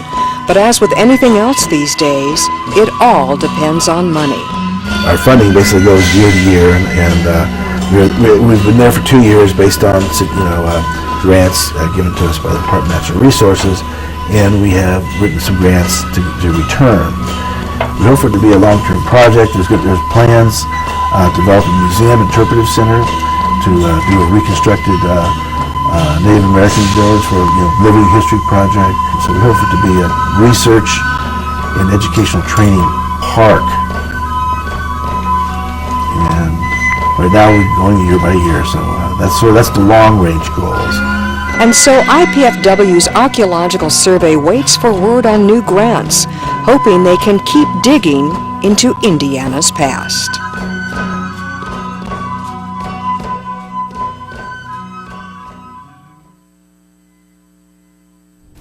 Do you have everything you need? Paper, pencils?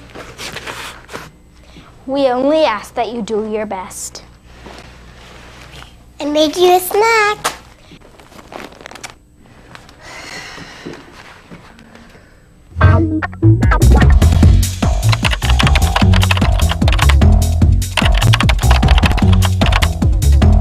Indiana University, Purdue University, Fort Wayne. One university, two great names. At IPFW, the Alumni Association does a lot more than raise money and support sports, as we'll find out on the next edition of IPFW Up Close. We'll discuss the annual Higher Education Day at the Indiana State House with the Director of Alumni Relations, the President-elect of the association, and an IPFW professor who knows firsthand what it takes to be an effective lobbyist. Join me, Jeanette Liu, for IPFW Up Close, Sundays at noon on College Cable Access Channel 56.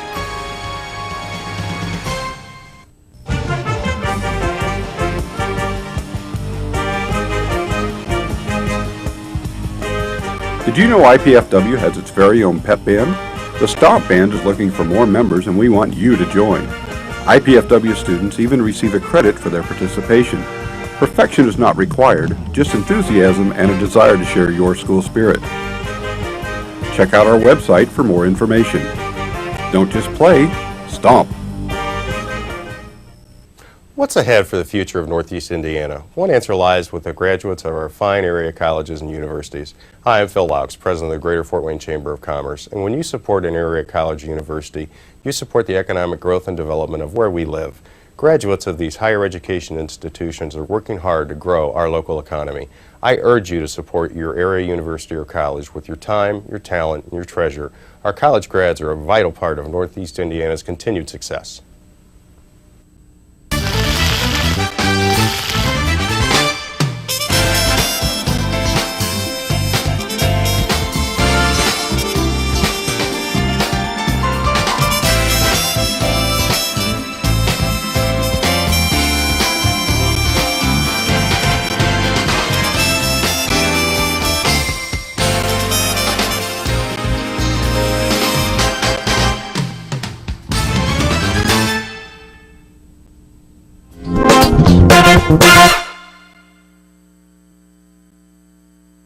Gate Sports Center here on the campus of IPFW.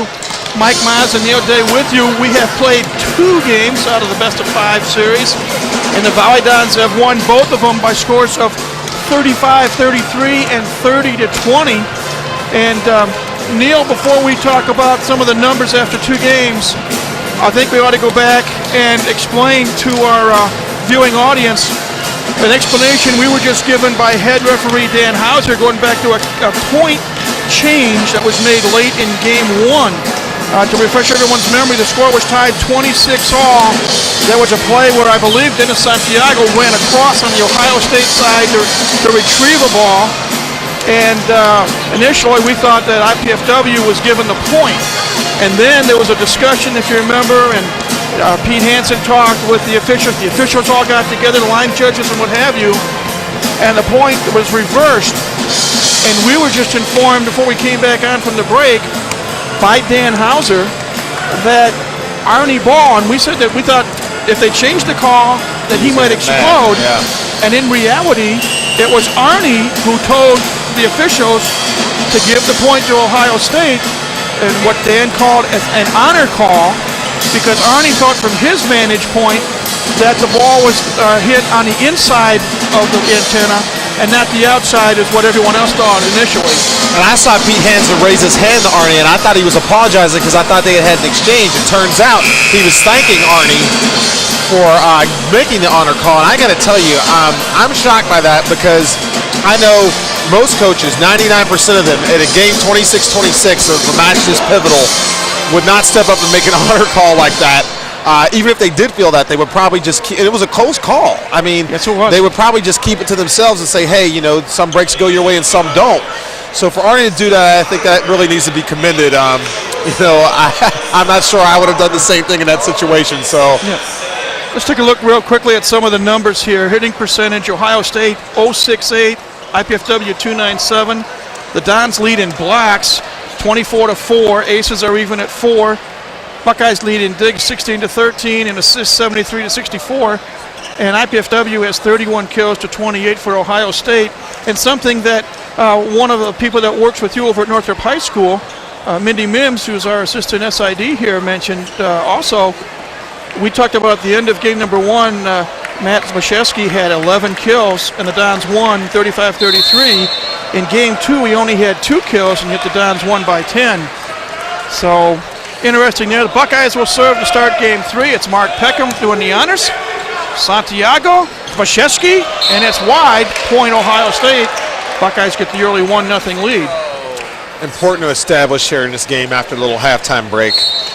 I think the difference why Vashevsky didn't have so many kills here is simply because we blocked everything. 24-4, it doesn't matter who we're playing. We could be playing, we could be playing our national team and we would beat them with as many balls as we're blocking tonight. Santiago played the killer rather than the setter on that one, and we're tied at 1. And he now has the serve. Peckham, Walligman, and it's point Ohio State. Vashevsky unable to block it successfully. Now you talked about adjustments that Ohio State could make.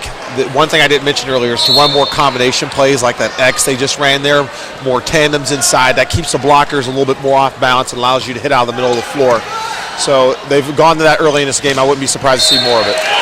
Dreisbach gets the kill. Glanced off of Greaves' shoulder, I believe. So we are tied 2 apiece here in game 3. Mitch Dreisbach with the serve. Walligman, and he gets credit for the kill. Dreisbach unable to dig it out. You don't see as many combination plays in the men's game as you used to, 5, 6, 7 years ago. The game has really changed and everything is antenna to antenna, and there aren't many X's. An X is when one player hits right behind another. And that's one way to change things up here. Ohio State might try. Free ball coming up for IPFW. Collins hammers it home. And that's a 19-year-old man right there because he's really well built. I imagine he spends a lot more time in the weight room than the average incoming freshman, and it showed on that last swing. Ernie Ball, Ryan Staley surveying the situation. We're tied at 3. Peckham, Cole, Andy Cole with a left-handed kill. Cole now with 9 kills on the match. And he will serve, his team leading 4-3. And service error. He gave himself a really bad toss there. In that situation, you just let the ball drop and reserve it. Bad toss. Vashevsky to serve. Matt with a match high 13 kills so far tonight. Point Dons. Good serve by Vashevsky. Actually, I'm not sure now. I think with the rule change, men cannot actually drop the ball and let it go. So maybe once you toss it, you have to serve it. But tosses like that, we're going to see a lot more service errors. Peckham. Greaves blocked by Sikcha, but it's long. Point Ohio State. Just the fact that so few balls are making it to our side of the net. Our defense is having a really easy night. And once again, just makes it really frustrating on the Ohio State hitters. Mark Greaves serving. Good serve. Oh, Santiago wins that battle at the net. Point still alive. Walligman blocked by the Dons. Peckham, Walligman again. Dug out by Collins. Santiago with the kill. Sitting over here from a coach's point of view, you look at these two teams, and I don't see how Ohio State can beat us. I mean, originally early in the match, I thought they had a slight advantage in the middle, but our middles have outplayed theirs, and everywhere else, we're more athletic, particularly at setter. There's no matchup between the two. Knock on for Mike. I hope you're right. Collins with the serve. Peckham, Walligman, point Ohio State. Walligman with his 8th kill of the night. We're tied at 6. I mean, don't get me wrong, anybody can beat anybody at this level. They're both good teams, but I'm just talking about strictly from a matchup point of view. We are more athletic and clearly are a better team than Ohio State, in my opinion. Spurlock serving. And Peckham, I believe, will get credit for the kill as he was at the net. Buckeyes take a 7-6 lead.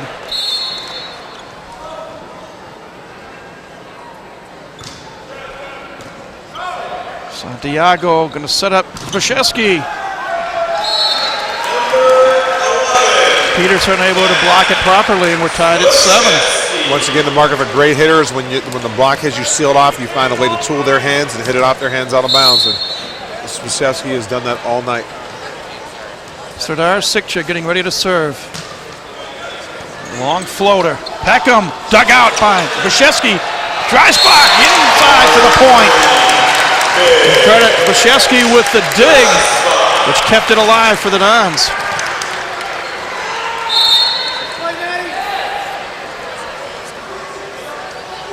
Sikcha continuing to serve.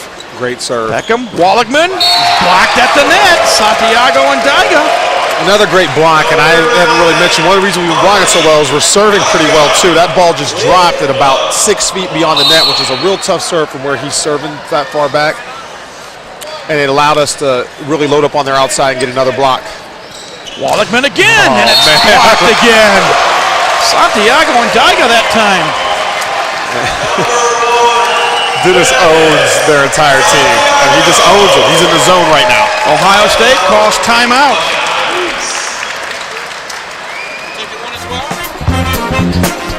We'll take one as well. Don's up by 3. This is IPFW Volleyball on College 56 Sports.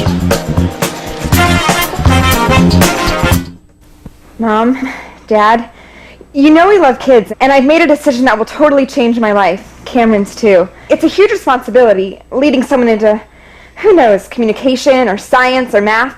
That's what life's all about, right? Learning so you can pass on knowledge to younger minds. Dad, Mom, I want to be a teacher.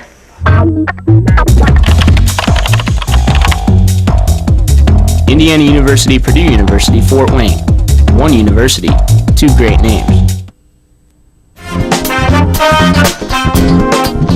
And you see part of the nice crowd that's here at the Gates Sports Center tonight. 10-7 our score, Game 3. IPFW with the lead. Volleyball won the first 2 games by scores of 35-33 and 30-20 as they go for their 4th win in 5 outings this year and try to stay perfect in the MIVA with a record of 2-0 if they're successful tonight. Serdar Sikcha continuing to serve.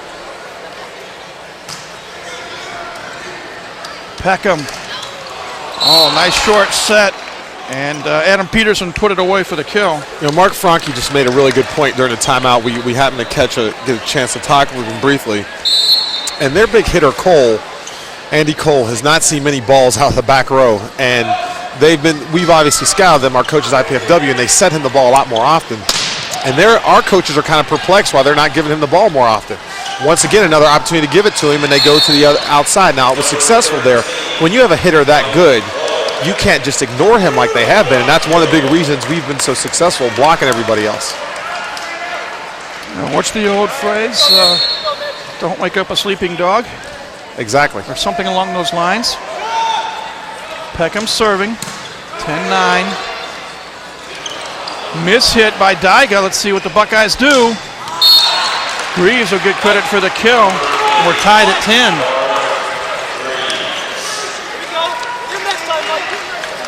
You know, we talked earlier in the match about not oversetting Matt Spacewski on our team, but that doesn't mean you don't set him. It just doesn't mean means you don't set him every ball. You have a hitter that great, you need to give them the ball a lot more often. Nice dig by Ohio State there. Ooh. Bad play that time by the freshman, but who gets the point? Best set Peterson's gotten all night. Okay. They're calling a replay. The 2 thumbs up, okay. That means that each official saw a different player on both sides of the net, in the net. So they call a replay, which is a double net, which is a good call. Because the down official has a different angle than the up official. So it's very possible that both guys could be in the net, and one could see one and the other could see the other. Thank you for the explanation. So we do it all over again, tied at 10. Mark Peckham with the jump serve. Santiago setting up Dreisbach. Nice block by Cole. Santiago on his block, that time by Peterson. And the Buckeyes on a mini run. They're now up 11-10. Oh, I'm sorry. Give IPFW the point. Yeah, left-handed setter really helps you out over there when you have a broken down play. He can become a big offensive weapon out there. Cole, and it's blocked by Bashevsky, but they say the block was wide, so it's point Ohio State, and we're tied at 11. So it was a close call, and these line judges have been all over it all night. I don't think they've missed one yet. They've been doing a really good job. Mike Walligman getting ready to serve. Santiago Waszewski. Maddie comes through with kill number 14. Well, like I said, he's a star, and he's played like a star all year. He's had at least 22 kills in each of the 4 previous matches, including a career high of 34 in the opener. Andy Cole, nice dig by Isaac White.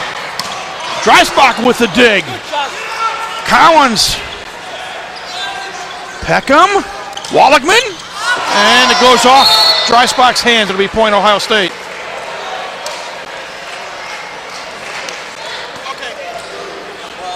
We're tied at 12. For Ohio State, it's do or die time. They're down 2 games to none. Adam Peterson to serve.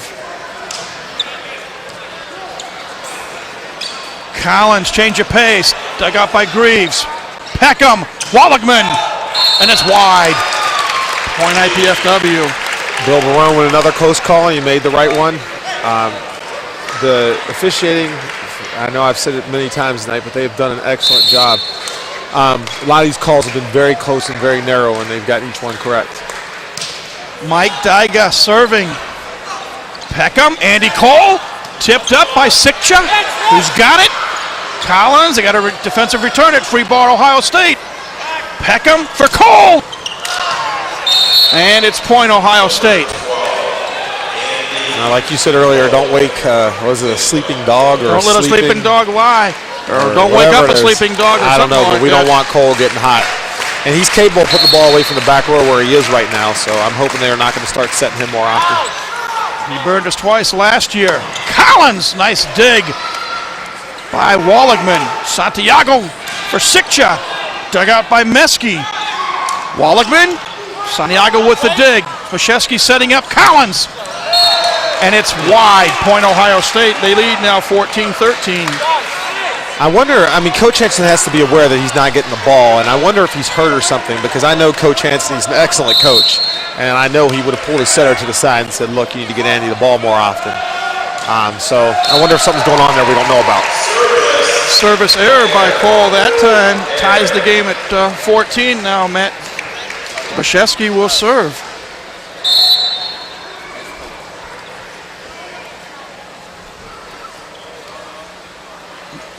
Athletic junior from Toronto.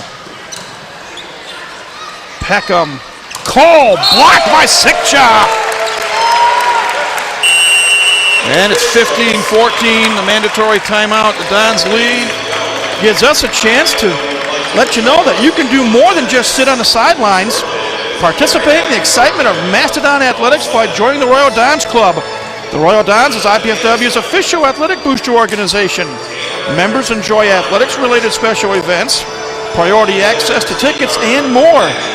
To learn about the Royal Dons Club, call 260-481-6643, or you can write to the Royal Dons Club at 2101 East Coliseum Boulevard, Fort Wayne, Indiana 46805, or you can go to the IPFW Athletics website at www.ipfw.edu/athletics. You know, I've watched Cole swing at that last ball and hit it in the bottom of the net, and he looks kind of sluggish. Like I said, it could be an injury, but a lot of it could also be the fact that they didn't set him as often as he's used to early in the game.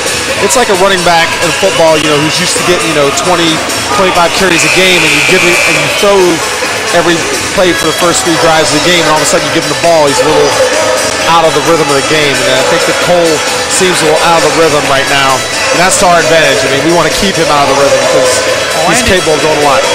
Andy Cole came into this match leading Ohio State in the kills, averaging 3.7 kills per contest. He's nowhere near that tonight, I can guarantee you that. Or 3.7 kills per game. Yes. Well, he came down. Oh, Out they of say bounds. long. It was clearly out. He's just lost any kind of rhythm. And plus, our block has been so effective tonight. I think he, like all of his teammates, are afraid of it every time they swing. Waszewski to continue serving. We're up by 2. Nice serve. Peckham gets it to Spurlock, and Spurlock gets the kill. And I'm surprised they haven't tried to take advantage of Scott Spurlock's 6 feet 10 inch height advantage. Well, you got to have the passing to do that, and both sides have struggled at times passing tonight because the serving's been so aggressive. And when they have gotten the passes, they have both tried to go to the middle and been successful. Greaves serving for the Bucks. Washewski with the kill for the Dons. And he's just got a touch about his swing. I mean, he finds seams, finds holes, open spots. He'll tip the ball. He's an amazing player. Josh Collins to serve. 17-15, IPFW leads. Peckham for Cole. And we were in the net. Okay, net violation, point Ohio State.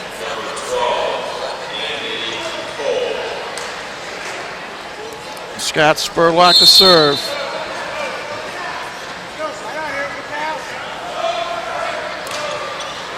Floating serve, Santiago. Washewski with the kill, number 17 for Matt. He's making it look so easy. It's just like, it's not like when Jordan played basketball. I mean, he made hard things look easy just because he's so graceful. I mean, Washewski, last couple years, he's been banged up with injuries, and this year he's healthy. I mean, he just looks like a totally different player, and he's in the zone, and he's just gliding all over the place. It's impressive. Sikcha with the serve. Peckham for Cole. Dyga blocks it wide, point Ohio State. But there was a case that Ohio State got the ball into the hands of Cole for the swing. Peckham will serve, try to tie game 3 up at 18 apiece.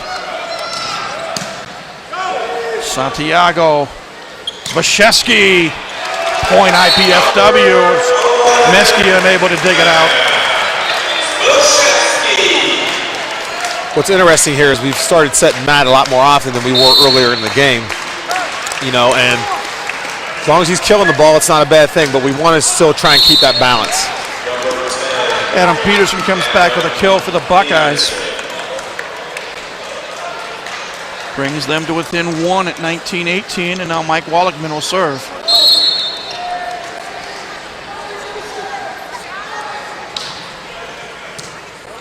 Santiago, Washewski, point IPFW. His ability to adjust to a set, whether it's inside or out, is also pretty incredible. I mean, that ball died inside, yet he took one step in with really quick, got up, put the ball away. It's hard to teach that. Ernie Ball looking on, his team up by 2. Make it 1 as Dry Spot committed a service error. 19-20, 10-10. Adam Peterson getting ready to serve. Buckeyes need to rally.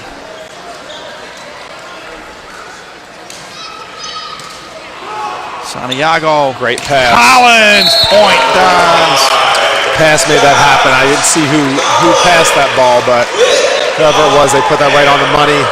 Forced the other team's middle to jump with our middle. Or at least stay with our middle. Got us to kill on the outside. Native Buckeye Mike Dyga serving, and it's 2 service errors in a row. Got that narrow 2-point lead. I can come back to haunt you. 21-20, and Andy Cole is going to come out with that left-handed jump serve. Santiago, and are they going to call a lift? Double hit, I think. Double hit? Or left, yeah. And just like that, we're tied at 21. It's a good idea by Dennis. When you're brought over to this side of the floor, the block usually comes with you, so to send it back to the other side is a good idea, but it's a very difficult set to make. Service error by Cole. Tit for tat, Dons get it right back. When training a setter, at a young age, you try and work on a lot of fundamentals to teach that set, because if you can put it there on the money, the hitter's almost successful 70-80% of the time.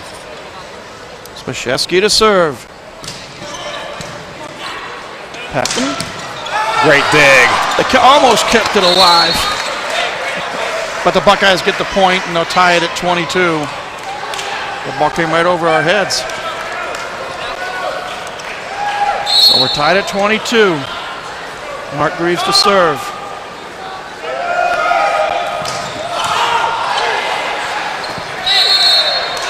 And Buckeyes now lead 23-22. And Arnie Ball says, let's call a timeout.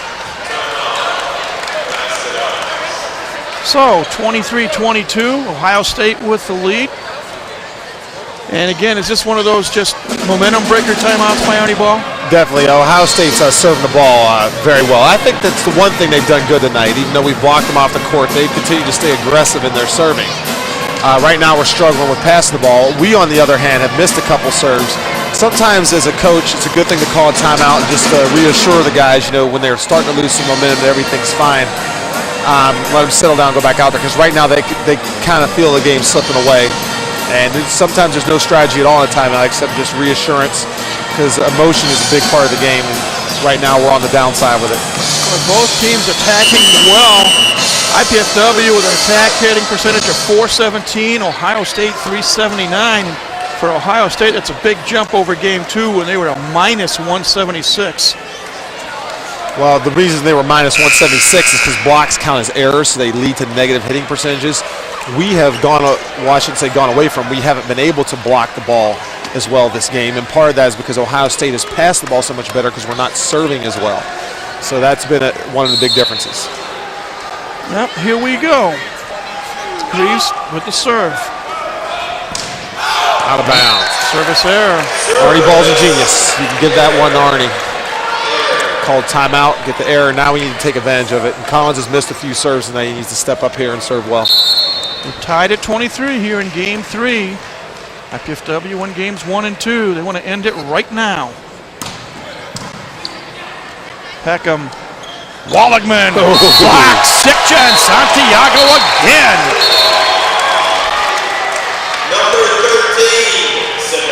Okay, now what the referee was telling Arnie there was after the block, he gave Sadar Sitcha a warning for talking through the net. And I don't know what Sadar said, but let the guys play a little bit. Now, don't let it get too out of hand, but, let them celebrate. Might have been in Turkish. Who knows?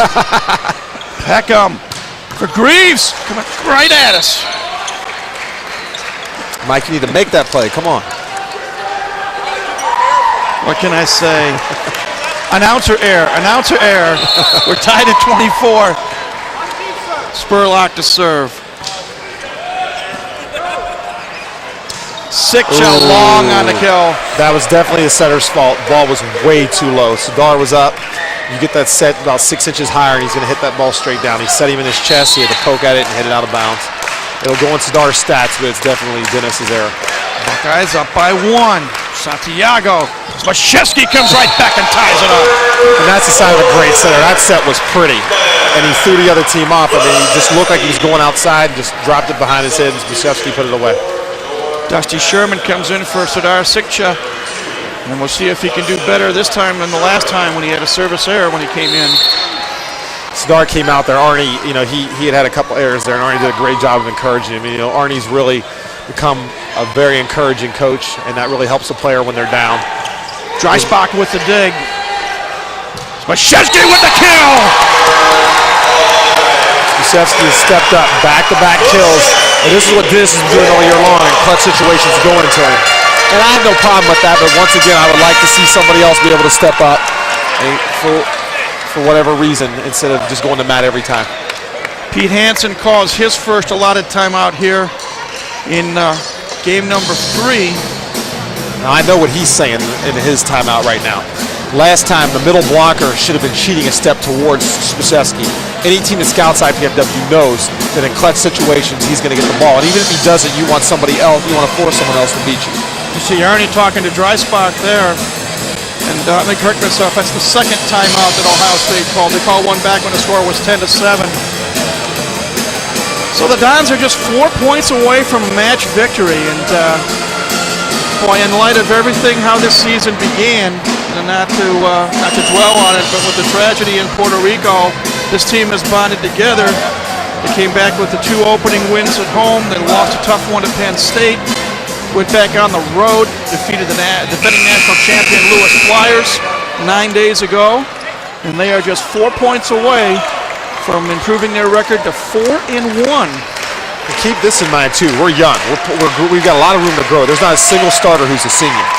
Both of Libreros, Sherman and White are seniors, but all the 6 position players are all underclassmen. So that bodes well for the future and this year. Wallachman, wide. Oh, we're in the net. Oh, Dan Hauser said point Ohio State. Dennis caught it with his elbow on the way down, but that would have been a big point to get that one. That could have broke it open. But now he needs to settle down and side out here. So we're tied at 26. Peckham to serve.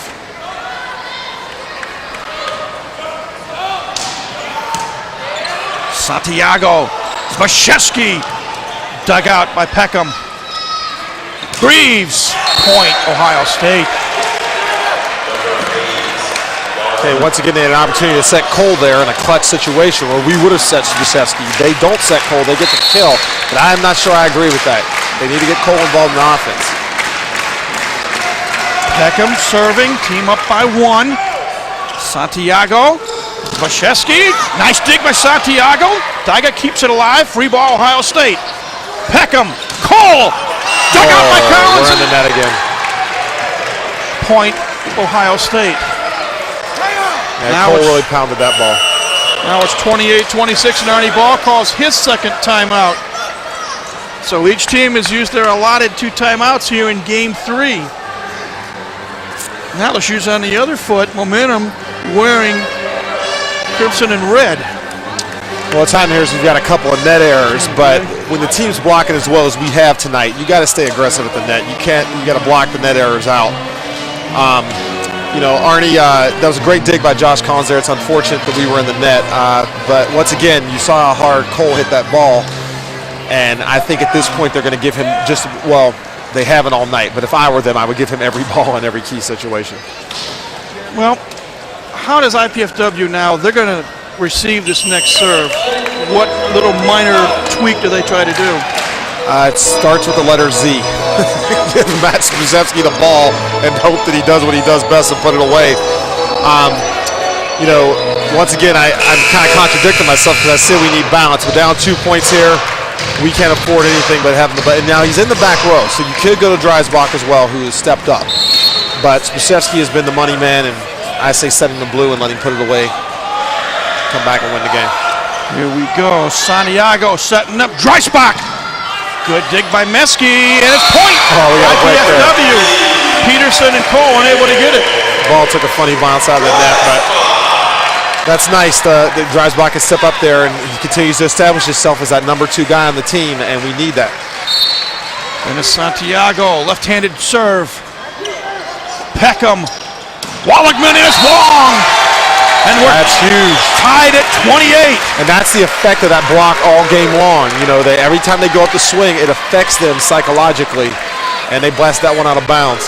So that doesn't go in the stats as a block, but it should go in there as a block.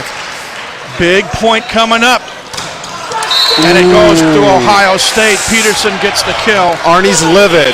Arnie is absolutely livid, and he should be. Dyga was totally out of position. He was a good 1.5 feet away from where he should have been. Pearson's hit the ball there 8 or 9 times tonight. And a key point, we cannot allow that. Wallachman serving for the game. Mashevsky dug out by Isaac White. Santiago. Mashevsky does get the point. Peterson unable to control it at the net. That's that con block he did earlier. He tried it there and ended up stuffing himself. It was a great play by Spacevsky to tip the ball and take something out of it. We're tied at 29, and the freshman Jared Quillen comes in to serve. Now, Dyer needs to be aware that the middle's coming from the right side now and stepping around. He's been out of position on the last couple blocks. He cannot allow them on a good pass. Service error. Second game point coming up for Ohio State. Bad time to have a service error. Ricardo Garcia going to come in for the Buckeyes, and he's going to serve. The Buckeyes try to stay alive and win game 3 and force a game 4. Arnie's been consistent. He has confidence in his freshmen. In that situation, he's gone to him, and good dig that time. Cole dug out. Mashevsky, Santiago. Point down! Oh, man. You see the way he turned his body on that and went down the line? I mean, that's something that, because he starts his approach in the court and hits inside out, he can hit that shot. A lot of right side hitters like to start outside and come in. Great job. And that's something that Matt would not have done a year ago after having that knee surgery. Yes. 2 years ago. He's lost a lot of weight, done a lot of rehabbing, and yes, that was plus beautiful. for the Dons. And the technique and the form where he took his approach from was perfect. Cole will get the kill. And another game point coming up for Ohio State. Well, Ohio State had enough sense to set their go-to guy there. Now we just got to keep going ours. I think it's going to become Spacevsky's Cole battle here. Third game point in the front row. Third game point for the Buckeyes. Cole serving. Oh no! Free ball coming up for Ohio State. Peckham for Cole. And Cole delivers. Buckeyes win 32-30. There'll be a game 4. There shouldn't. Well, we've got to give Spacevsky a chance to hit the ball, and that was not that good of a serve. And we overpassed it and gave Cole his opportunity. Buckeyes stay alive. They win game 3. We'll take a break. Get ready for game 4. Dons still lead the match 2-1, but you're watching IPFW Volleyball on College 56 Sports.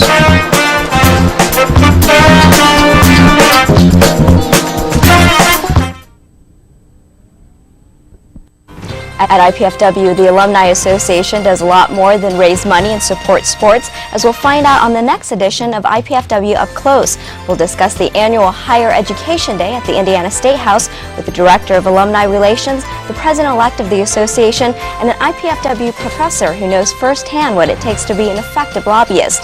Join me, Jeanette Liu, for IPFW Up Close, Sundays at noon on College Cable Access Channel 56. Are you in there?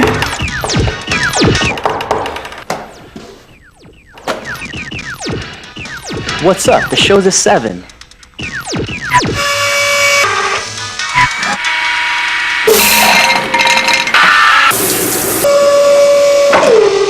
Whoa.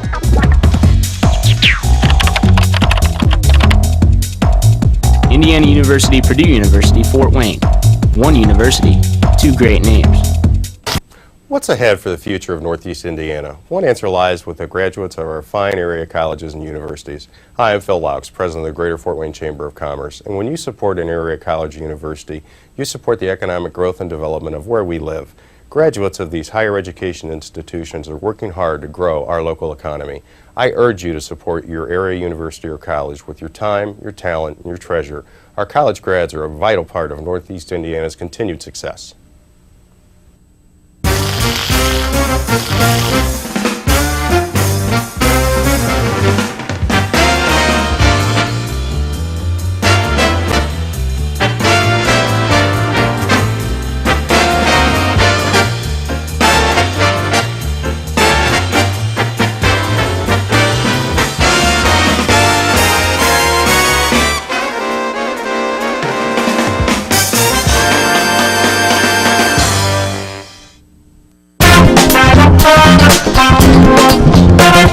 Welcome back to the Hilliard Gate Sports Center here on the campus of IPFW. Mike Miles, Neil Day with you. Neil, it took the Buckeyes 3 game points to do it, but they did prevail. They stayed alive. They won game 3, 32-30. Now they trail 2-1, and the all-important game 4 coming up. You know, we've been putting a lot of emphasis on IPFW's blocking, which has been excellent tonight, but what cost us that game were the 2 most important things in volleyball, which are not blocking. It's serving and passing. We missed a key serve on game point, and then we turned around right afterwards and took a relatively easy serve and passed over the net, gave Ohio State an opportunity to put the game away. So in key situations, you got to be able to do the fundamental things, serving and passing. If you do those things, you're going to be successful. And if you don't, sometimes you allow games to get stolen from you. We outplayed them that game, and somehow or another they came up with the win, and that could turn a match around. Now, if you're wearing blue and white or you root for the team in blue and white, you hope that doesn't happen. But Ohio State's 15th in the country. We're 14th, they're 15th. You're not 15th in the country without being good. Absolutely not. And Ohio State's a very well-coached team. Like I said, you know, Pete Hansen's an excellent coach. You can never underestimate them. But I will say this again. We are a better team than them. They don't match up well against us, and we should not have lost that game. This match should have been over in 3. Now we need to win this game. Santiago serves to start game 4. Daiga once again keeps giving him that shot. He's got to take it away and force him to cut the ball back. Whoa, point Dons, as I believe Peterson went over the net to try to get it. And I know Arnie has told him about it because I've seen Arnie yell at him from the bench. He's got to make the adjustment as a middle. You cannot allow the same guy to hit the same shot 9-10 times in a row for kills without making the adjustment as a middle. Santiago serves again. Peckham. Cole. Change of pace shot. Andy Cole pulled the string. The yo-yo shot, as I've called it in years past. We're tied at 1. And Dygas played very well tonight, but he's not a middle by nature. He was converted to a middle this year, so it's hard to make adjustments when you haven't played the position. And he'll get better at it. Wallachman serving. Santiago. Dreisbach. Peterson with the block. Ohio State with the point. After Dennis made that set, he kind of stayed on the ground. Had he gotten up right away, he'd have been able to make that play on the block. Buckeyes lead 2-1. They clearly have momentum on their side right now. Wallachman serving. Santiago for Dyga, and it's long. And right now, Volleyball are in a funk. They've got their 2 big guns in the front row now. It wouldn't be a good idea to set the middle again here. Go to one of the antennas, either one. Leszewski dug out by Peckham. Cole in the setting position for Greaves. Nice dig. Good dig by Matty. Oh my God. Not only did Santiago make the great dig, then he comes right back up and sticks the hardest hit of the night. Buckeyes are muttering to themselves after that one. Let's see if that's the spark IPFW needs. Mitch Dreisbach to serve. Peckham. Wallachman. Like you said, that could be a spark. I mean, that was just a fabulous athletic play by Dennis, not only to make the dig, but then to get a kill like that out of the back row. And he's a setter. He's not a hitter. Matty made the dig, and Dennis got the kill. Okay, I thought Dennis made the dig. At the net, Matty Leszewski gives IPFW a 4-3 lead. They trailed 3-1. Now they lead 4-3. Dreisbach continuing to serve. And he serves long. So we're tied at 4. And Adam Peterson will now serve for Ohio State. Setters like that opportunity to hit, especially if they do dig a ball. They have someone set it right back to them because they don't get that many swings in a match. Santiago for Dyga. And it's wide, point Ohio State. Dyga's really gone into a funk here, and he needs his teammates to come around him and continue to encourage him, because I know if you go through one of those funks, it's really hard psychologically, and he's been struggling. Peterson serving. Santiago for Collins. Dug out by the Dons. Great Collins set. again.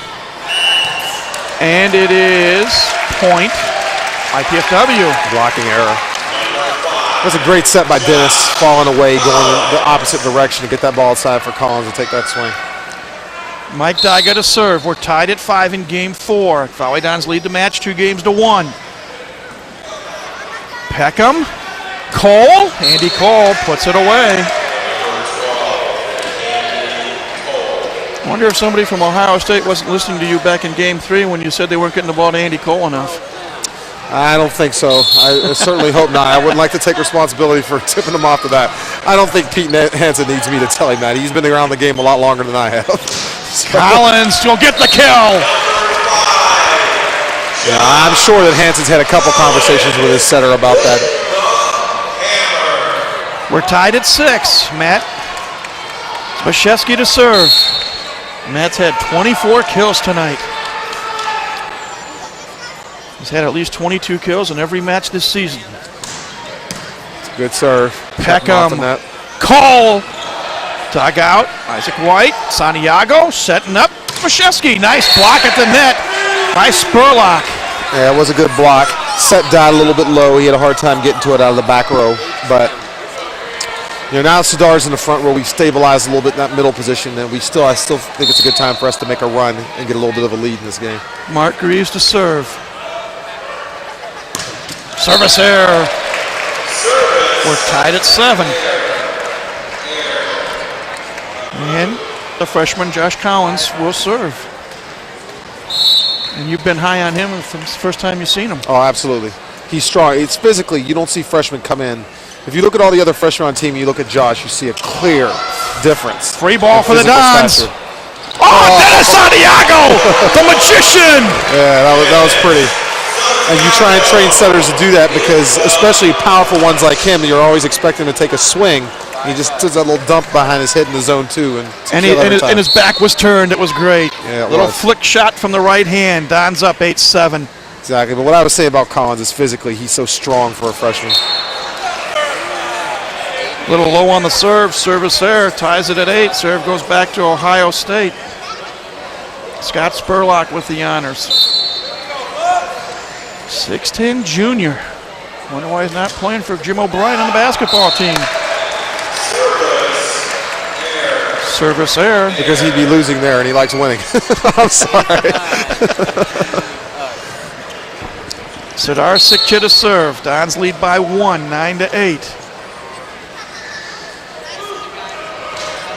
Long float serve. Peckham, nice block by Santiago. Denies Adam Peterson the kill. That could help Dega now. Dega, that's the first play he's made all game long and in a long time. And that's got to help his confidence. That was a nice block by him. Way to get over the net and penetrate. Don's up by 2. Peckham returns the Santiago shot with one of his own. You know, Peckham's not the most athletic guy in the world, but he is a smart setter as a senior, and he knows when to take his opportunities to dump and when not to. He'll serve now, trying to tie this game up at 10 apiece. Service error. You know, old boy's got a bald head, so when I hit his head, it made a nice little smacking noise.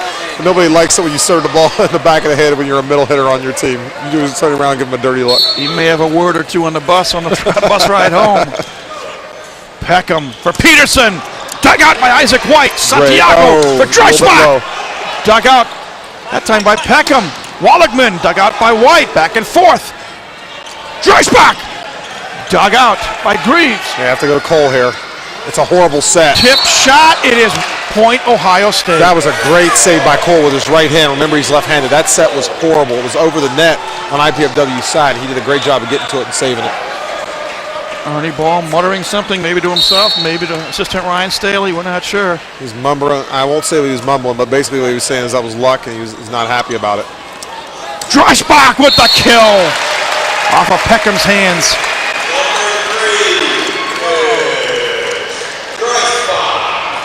Very good set. 12-10. Valley Dons lead. Mitch Dreisbach to serve.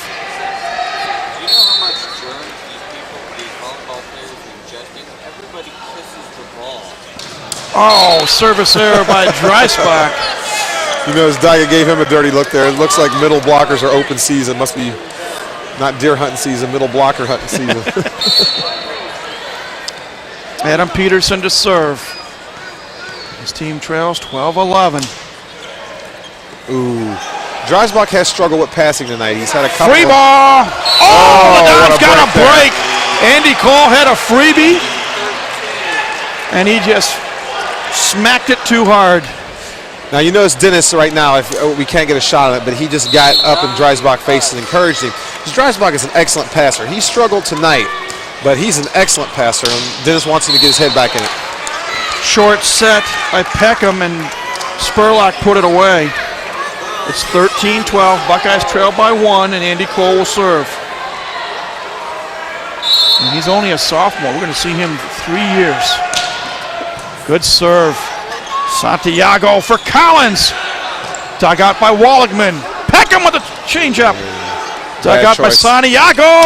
Home run. Drive. Wow, that ball hit off the back wall. That was a tape shot. It was out McCovey Cove. And we're tied at 13. Cole serving still. Service. Oh, no. Calling it in for a service. That ball was ace. clearly. Oh. I had a good view of that here, and it looked out to me. But I wonder if we can get a replay on that ball. I looked out from where I'm sitting now. I'm kind of far away. Unfortunately, we're told no replays available tonight. Ooh, man. IPFW is pretty upset about that, and I probably would be too. Buckeyes lead 14-13. Santiago. Oh, he blocked the set. Okay. Good call. Excellent call. We're tied at 14. Spashevsky to serve. And this may be the most important point of this match right now, because we're going to have the mandatory timeout after this point. Let's see which team has the advantage. Ohio State's hanging around. I'm getting a little bit nervous about this, Seems like we're outplaying them, but they've kept themselves in this match somehow. Here we go.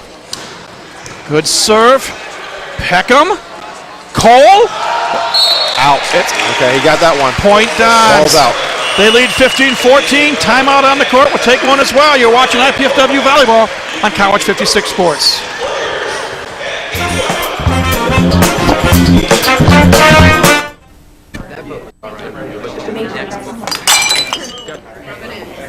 If she continues to spill product at a rate of 3 per hour, unit cost, say 60 cents. Factor in breakage, downtime, lost sales, you're looking at $2,400 a month.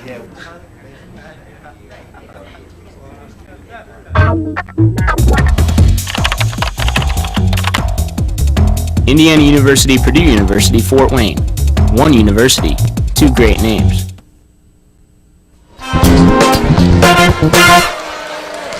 And we see some Ohio State fans who made the trip from Columbus. We're back here at the Hilliard Sports Center. Game 4. IPFW leads this game 15-14. They lead the match 2-1.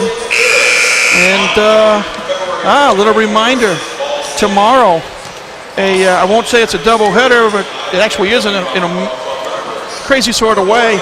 Men's basketball team will play at the Memorial Coliseum at 1 o'clock against Texas Pan American. And the women's basketball team will play Illinois Chicago at 7 o'clock here at the Gates Center, and it's a game that we'll be televising here on Channel 56. Dave Skelton and I will have the call on that. Back to this match. Wachewski serving. Peckham. Greaves blocked at the net by Sitcher, but it's wide, and it's point Ohio State, and we're tied at 15. Sitcher did all he could do there. He got there, put the block up, but he just happened to have it go off the side of his arm. But there was nothing wrong with the form or technique there. Mark Greaves will serve. Good serve there. And Greaves has been serving well all night. Collins wide on the kill. It's point Ohio State. Put that ball a ton, but he's going for that sharp angle, and he's missed it a few times tonight. He needs to try and challenge the block a little bit more. When do you tell a person to hit in the angle, and when do you tell them to just slam it up the middle? You really don't. An outside hitter, you let them go and you let them trust their own instincts.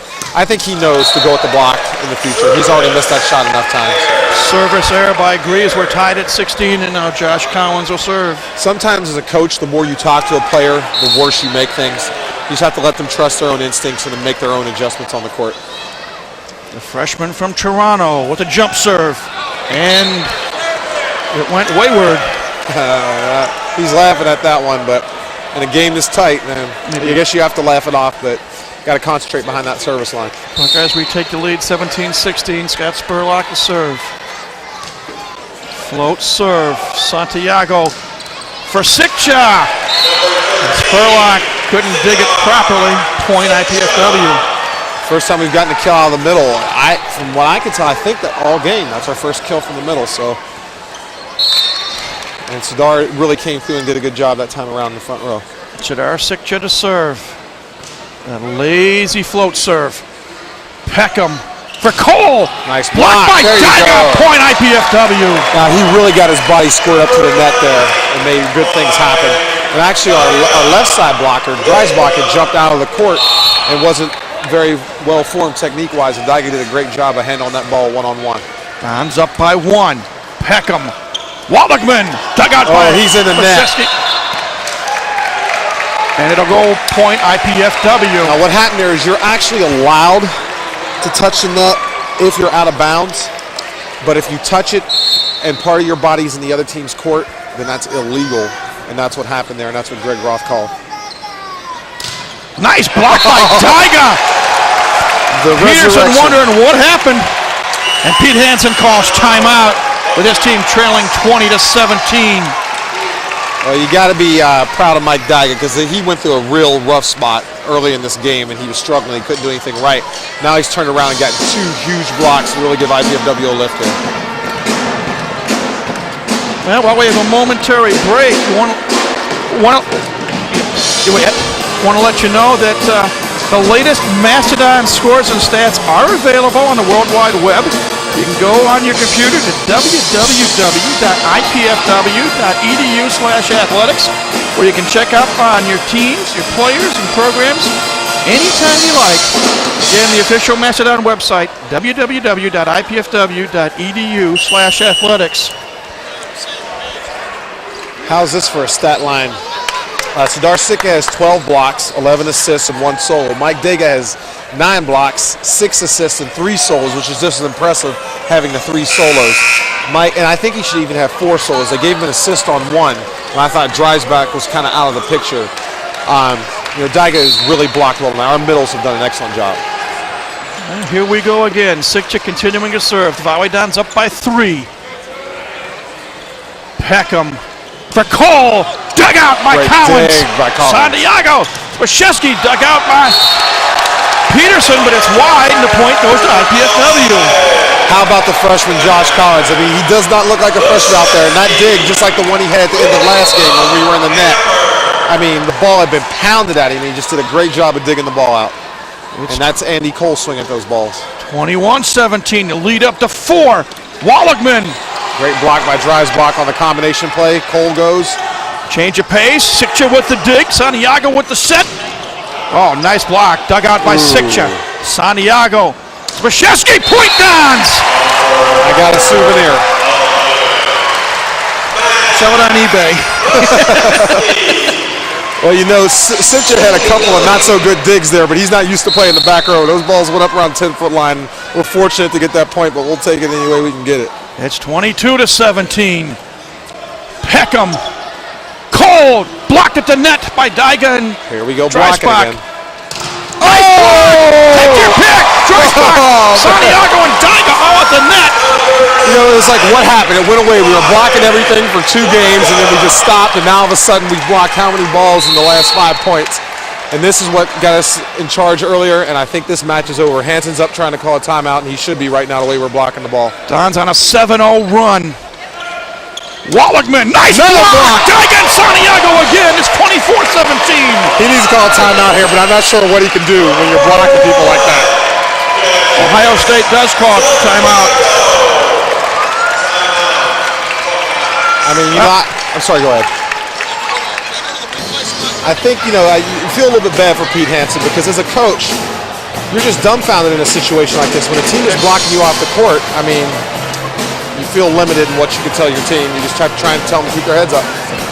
Want to invite you to tune in to College 56 Saturday, February 21st, or Sunday, February 22nd for the replay of tonight's match with Ohio State. That's 7 o'clock p.m. on Saturday, February 21st, and Sunday, February 22nd, also at 7 p.m. The replay of tonight's match between IPFW and Ohio State comes right here on College 56. My God, I mean, it seemed like, what was getting us doing so well, we struggled with, and now we're getting the blocks.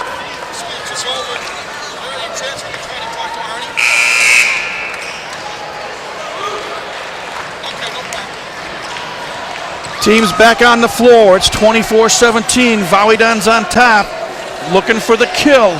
Sikcha continuing to serve. It's an 8-0 IPFW run. Here we go. Float serve. Peckham. Walligman. Out of bounds. Oh, hopefully Santiago's not hurt there. Santiago hit the deck hard. Walligman came under the net and tripped Santiago up, and he hit the ball out of bounds. But once again, that block has got Ohio State out of their game. They're done for. They're toast. This match is over. Yeah, I'd like to see 5 more points come on the board first. I've been around long enough that I'd be very shocked. Ohio State is mentally shot right now because they don't know what to do against IPFW's block. Andy Cole comes through with a point. And that's what they should have been doing all game, is giving him the ball. But at this point, when you have a 7-point lead, it would be a pretty big blunder to blow it at this point. Well, I try to be optimistic, but I've seen 2 matches this year where runs were made, 1 to win a match, 1 to tie a game. Could happen. Santiago setting up. Dreisbach, nice dig by Greaves. Horrible set. Walligman. Don should be able to take care of this if they do it right. Dreisbach dug out by Walligman. Peckham for Greaves. There's a point. And it's touched by the Don, so it's point Ohio State. We're one rotation away from getting Zbisewski to the front row, and it's important that we side out and keep a lead while we have him in the front row. It's 25-19, I'm sorry. You're fine. Peckham with another serve. Daiga with the set. Oh, miss hit by Now's a good time for a timeout from Arnie. And almost on cue, he does call a timeout. Not to be negative, but there are two matches this year. The Penn State match, if you remember, the match was tied at a game apiece. Penn State was up 29-23. Isaac White got to the serve, and Don dripped off 6 points in a row to bring him back to a tie at 29 all. And unfortunately, they lost the match, to the game and the match. You're right. You're very, very right. Upcoming live events here on Channel 56. Tomorrow night, Saturday night, February 7th, women's basketball, Illinois-Chicago from the Horizon League here to take on Bruce Patterson's women's IPFW Mastodons. On Saturday, February 14th, a week from tomorrow, the rematch between defending national champion Lewis and IPFW here at the Gates Center, 7 o'clock. And 2 weeks from tonight, undefeated Ball State comes to town. Joe Walton brings his Cardinals here to take on the Volleyball at 7 o'clock. So the next 2 weeks, 3 more live events here on Channel 56. Yeah, you make a good point that the runs can happen. And the other one I want to mention was at Lewis. Lewis was serving to even the match at 2 games apiece, up 29-24, and the Volleyball dripped off 7 in a row to win the game in the match. So anything can happen. Here we go. Santiago Shesky dug out by Greaves. Wallaby dug out by Santiago. I should say blocked by Santiago.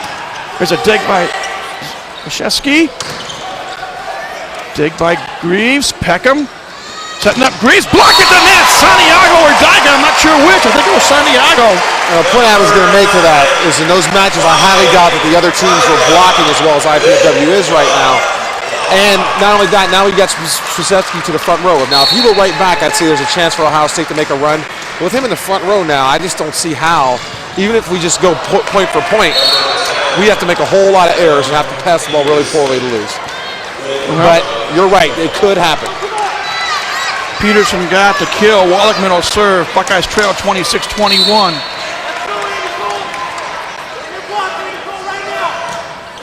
Float serve. And that's not a good pass. Santiago. Shesky. Point Dons. I think it was touched. So it's 27-21. 3 points away. Dusty Sherman coming in to serve. And that Spashevsky factor in the front row turns a 5-point lead in my mind into a 7 or 8 point lead because he's just so automatic. The senior from Northside High School with the serving honors. Look for Ohio State to go to Cole on the right side this time. Peckham. Bad pass. Greaves hit the top of the net. Should be. Oh, they're going to say a net violation? No, they said the ball hit the block and went out of bounds. Point. And it did. That's the correct call. Point Buckeyes. Peterson to serve. 27-22 to score. Santiago. Bashevsky. Dug out by Peckham. Call with the setter for Greaves. Another block. Daiga and Bashevsky. I mean, what do you do if you're Ohio State? I mean, everything is a roof. I mean, I haven't seen IPFW block like this in 7 or 8 years, not to mention 7 or 8 matches. I mean, they look incredible. I think maybe back in '99, the team that went to the Final Four did some nice things when you hit but they were a lot Ryan more Perrott and what have you. Exactly. They were a lot more solid all the way around than this team, and this team could go to that level. But just from a blocking standpoint, they are incredible tonight. Absolutely incredible. Mike Randolph in the game for the first time. Cole gets the kill. Sikcha unable to block it cleanly. It's 28-23. Volleyball's on top. Andy Cole to serve for Ohio State.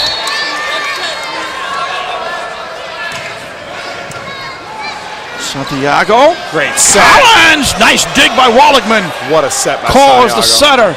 Wallachman dug out by... Oh, that's good. Wait, that's maybe he'll save it. Keep it in. Keep it in. That's in. It's still alive. Go. Santiago keeps it alive. Collins. Here we go again. Peckham. Oh, and this time Spurlock puts it away, but the crowd gives their approval to both teams for keeping that rally alive. Price of admission right there. That was another. We've had 2 or 3 points like that tonight. Best rally of the match. Santiago Spashevsky hits that net on Ohio State. Yes, they were. They hit it on the way up. You don't get anything past Greg Roth. He's an excellent official. He knows where his eyes should be. A lot of down officials will look at the ball instead of watching the net like they're supposed to. He does not. He keeps his eye on the net closely and catches everything. Match point. Spashevsky to serve. And the look on Pete Hansen's face may say it all. We'll find out. No, service error. Buckeyes are still alive. It's 29-25. Enough can't be said about Greg Roth as an official. I mean, he's always in position, and you're going to make very few mistakes when you're in the right spot. Again, another match point for the Volleyball. And there you go, service error. Game 4 to the Dons, 30-25. They win the match. 3 games to 1. Ohio State drops to 4-4, and they're 0-2 in MIVA competition. Real briefly, Neil, let's look at some of the final numbers. Matt Spashevsky, 28 kills. Dreisbach had 10. Collins had 7. Sikcha 6. Steiger 5. Santiago 5. Santiago with 49 assists. And blocks up the wall for the Dons. For Ohio State, Andy Cole, 20 kills. Walligman, Peterson, and Greaves with 11 apiece. For the match, IPFW hit 298, Ohio State 133. And again, final thoughts, because we need to get off the air soon. But, we have a little bit of time. Thoughts on this match completed? I think the biggest stat line, I'm looking right here, IPFW for the match, 29 blocks. Ohio State for the match, 6 blocks. Ohio State was blocked off the court tonight. There's nothing you can do when you're blocked like that. Ohio State served the ball well. They made some good decisions. They're well coached, but it doesn't matter who you are. If you're getting blocked like that, you're not going to win. In fact, I'm impressed they even won 1 game tonight. They did a good job of hanging in there. To Ohio State's credit, they're a team that's going to be in the hunt at the end because they've got a lot of heart. Well, these two teams will meet down in Columbus on April the 10th, so a lot of time for Pete Hansen to make some adjustments, and it'll be an interesting match at that point in time. Real briefly, Ohio State, as I said, they dropped to 4-4. They go home and they will play Clark College tomorrow night. IPFW is off until next Friday night when Clark College comes up here. And then on Saturday night, the Lewis Flyers come back. Kind of interesting that they come back 10 days after they played before, or maybe about 2 weeks now, I guess. But Lewis will come here in a match that we'll televise here on Channel 56. So, again, Neil, great match for the Dons, and we had a lot of fun in this one. Yes, it was. It was a great one. Big win for the IPFW and their postseason hopes. At this time, we'd like to thank the College 56 production crew, the IPFW athletic staff, the City of Fort Wayne, Comcast Cablevision, the IPFW Learning Resource Center, and especially the IPFW Office of University Relations and Communications for their contributions to this College 56 sports telecast. Also want to thank one of our sponsors, Ryan Steakhouse, for helping to make this broadcast possible. This telecast of IPFW Sports is copyrighted and the sole property of the College Cable Access Center and IPFW. Unauthorized duplication, exhibition, rebroadcast, retransmission, or other use of this event without express written consent is strictly prohibited. We hope you've enjoyed this telecast of IPFW Sports and the outcome as well, and we thank you again for joining us this evening. For Neo Day, this is Mike Glass saying so long for now. Once again, IPFW victorious tonight, 3 games to 1. They improved to 4-1 overall. And we invite you to come back tomorrow night if you're live, 7 o'clock, IPFW Women's Basketball against Illinois Chicago. And then next Saturday night, IPFW Volleyball against Lewis. So until next week or tomorrow night, we wish you a pleasant good evening from the Hilliard Gate Sports Center here on the campus of IPFW.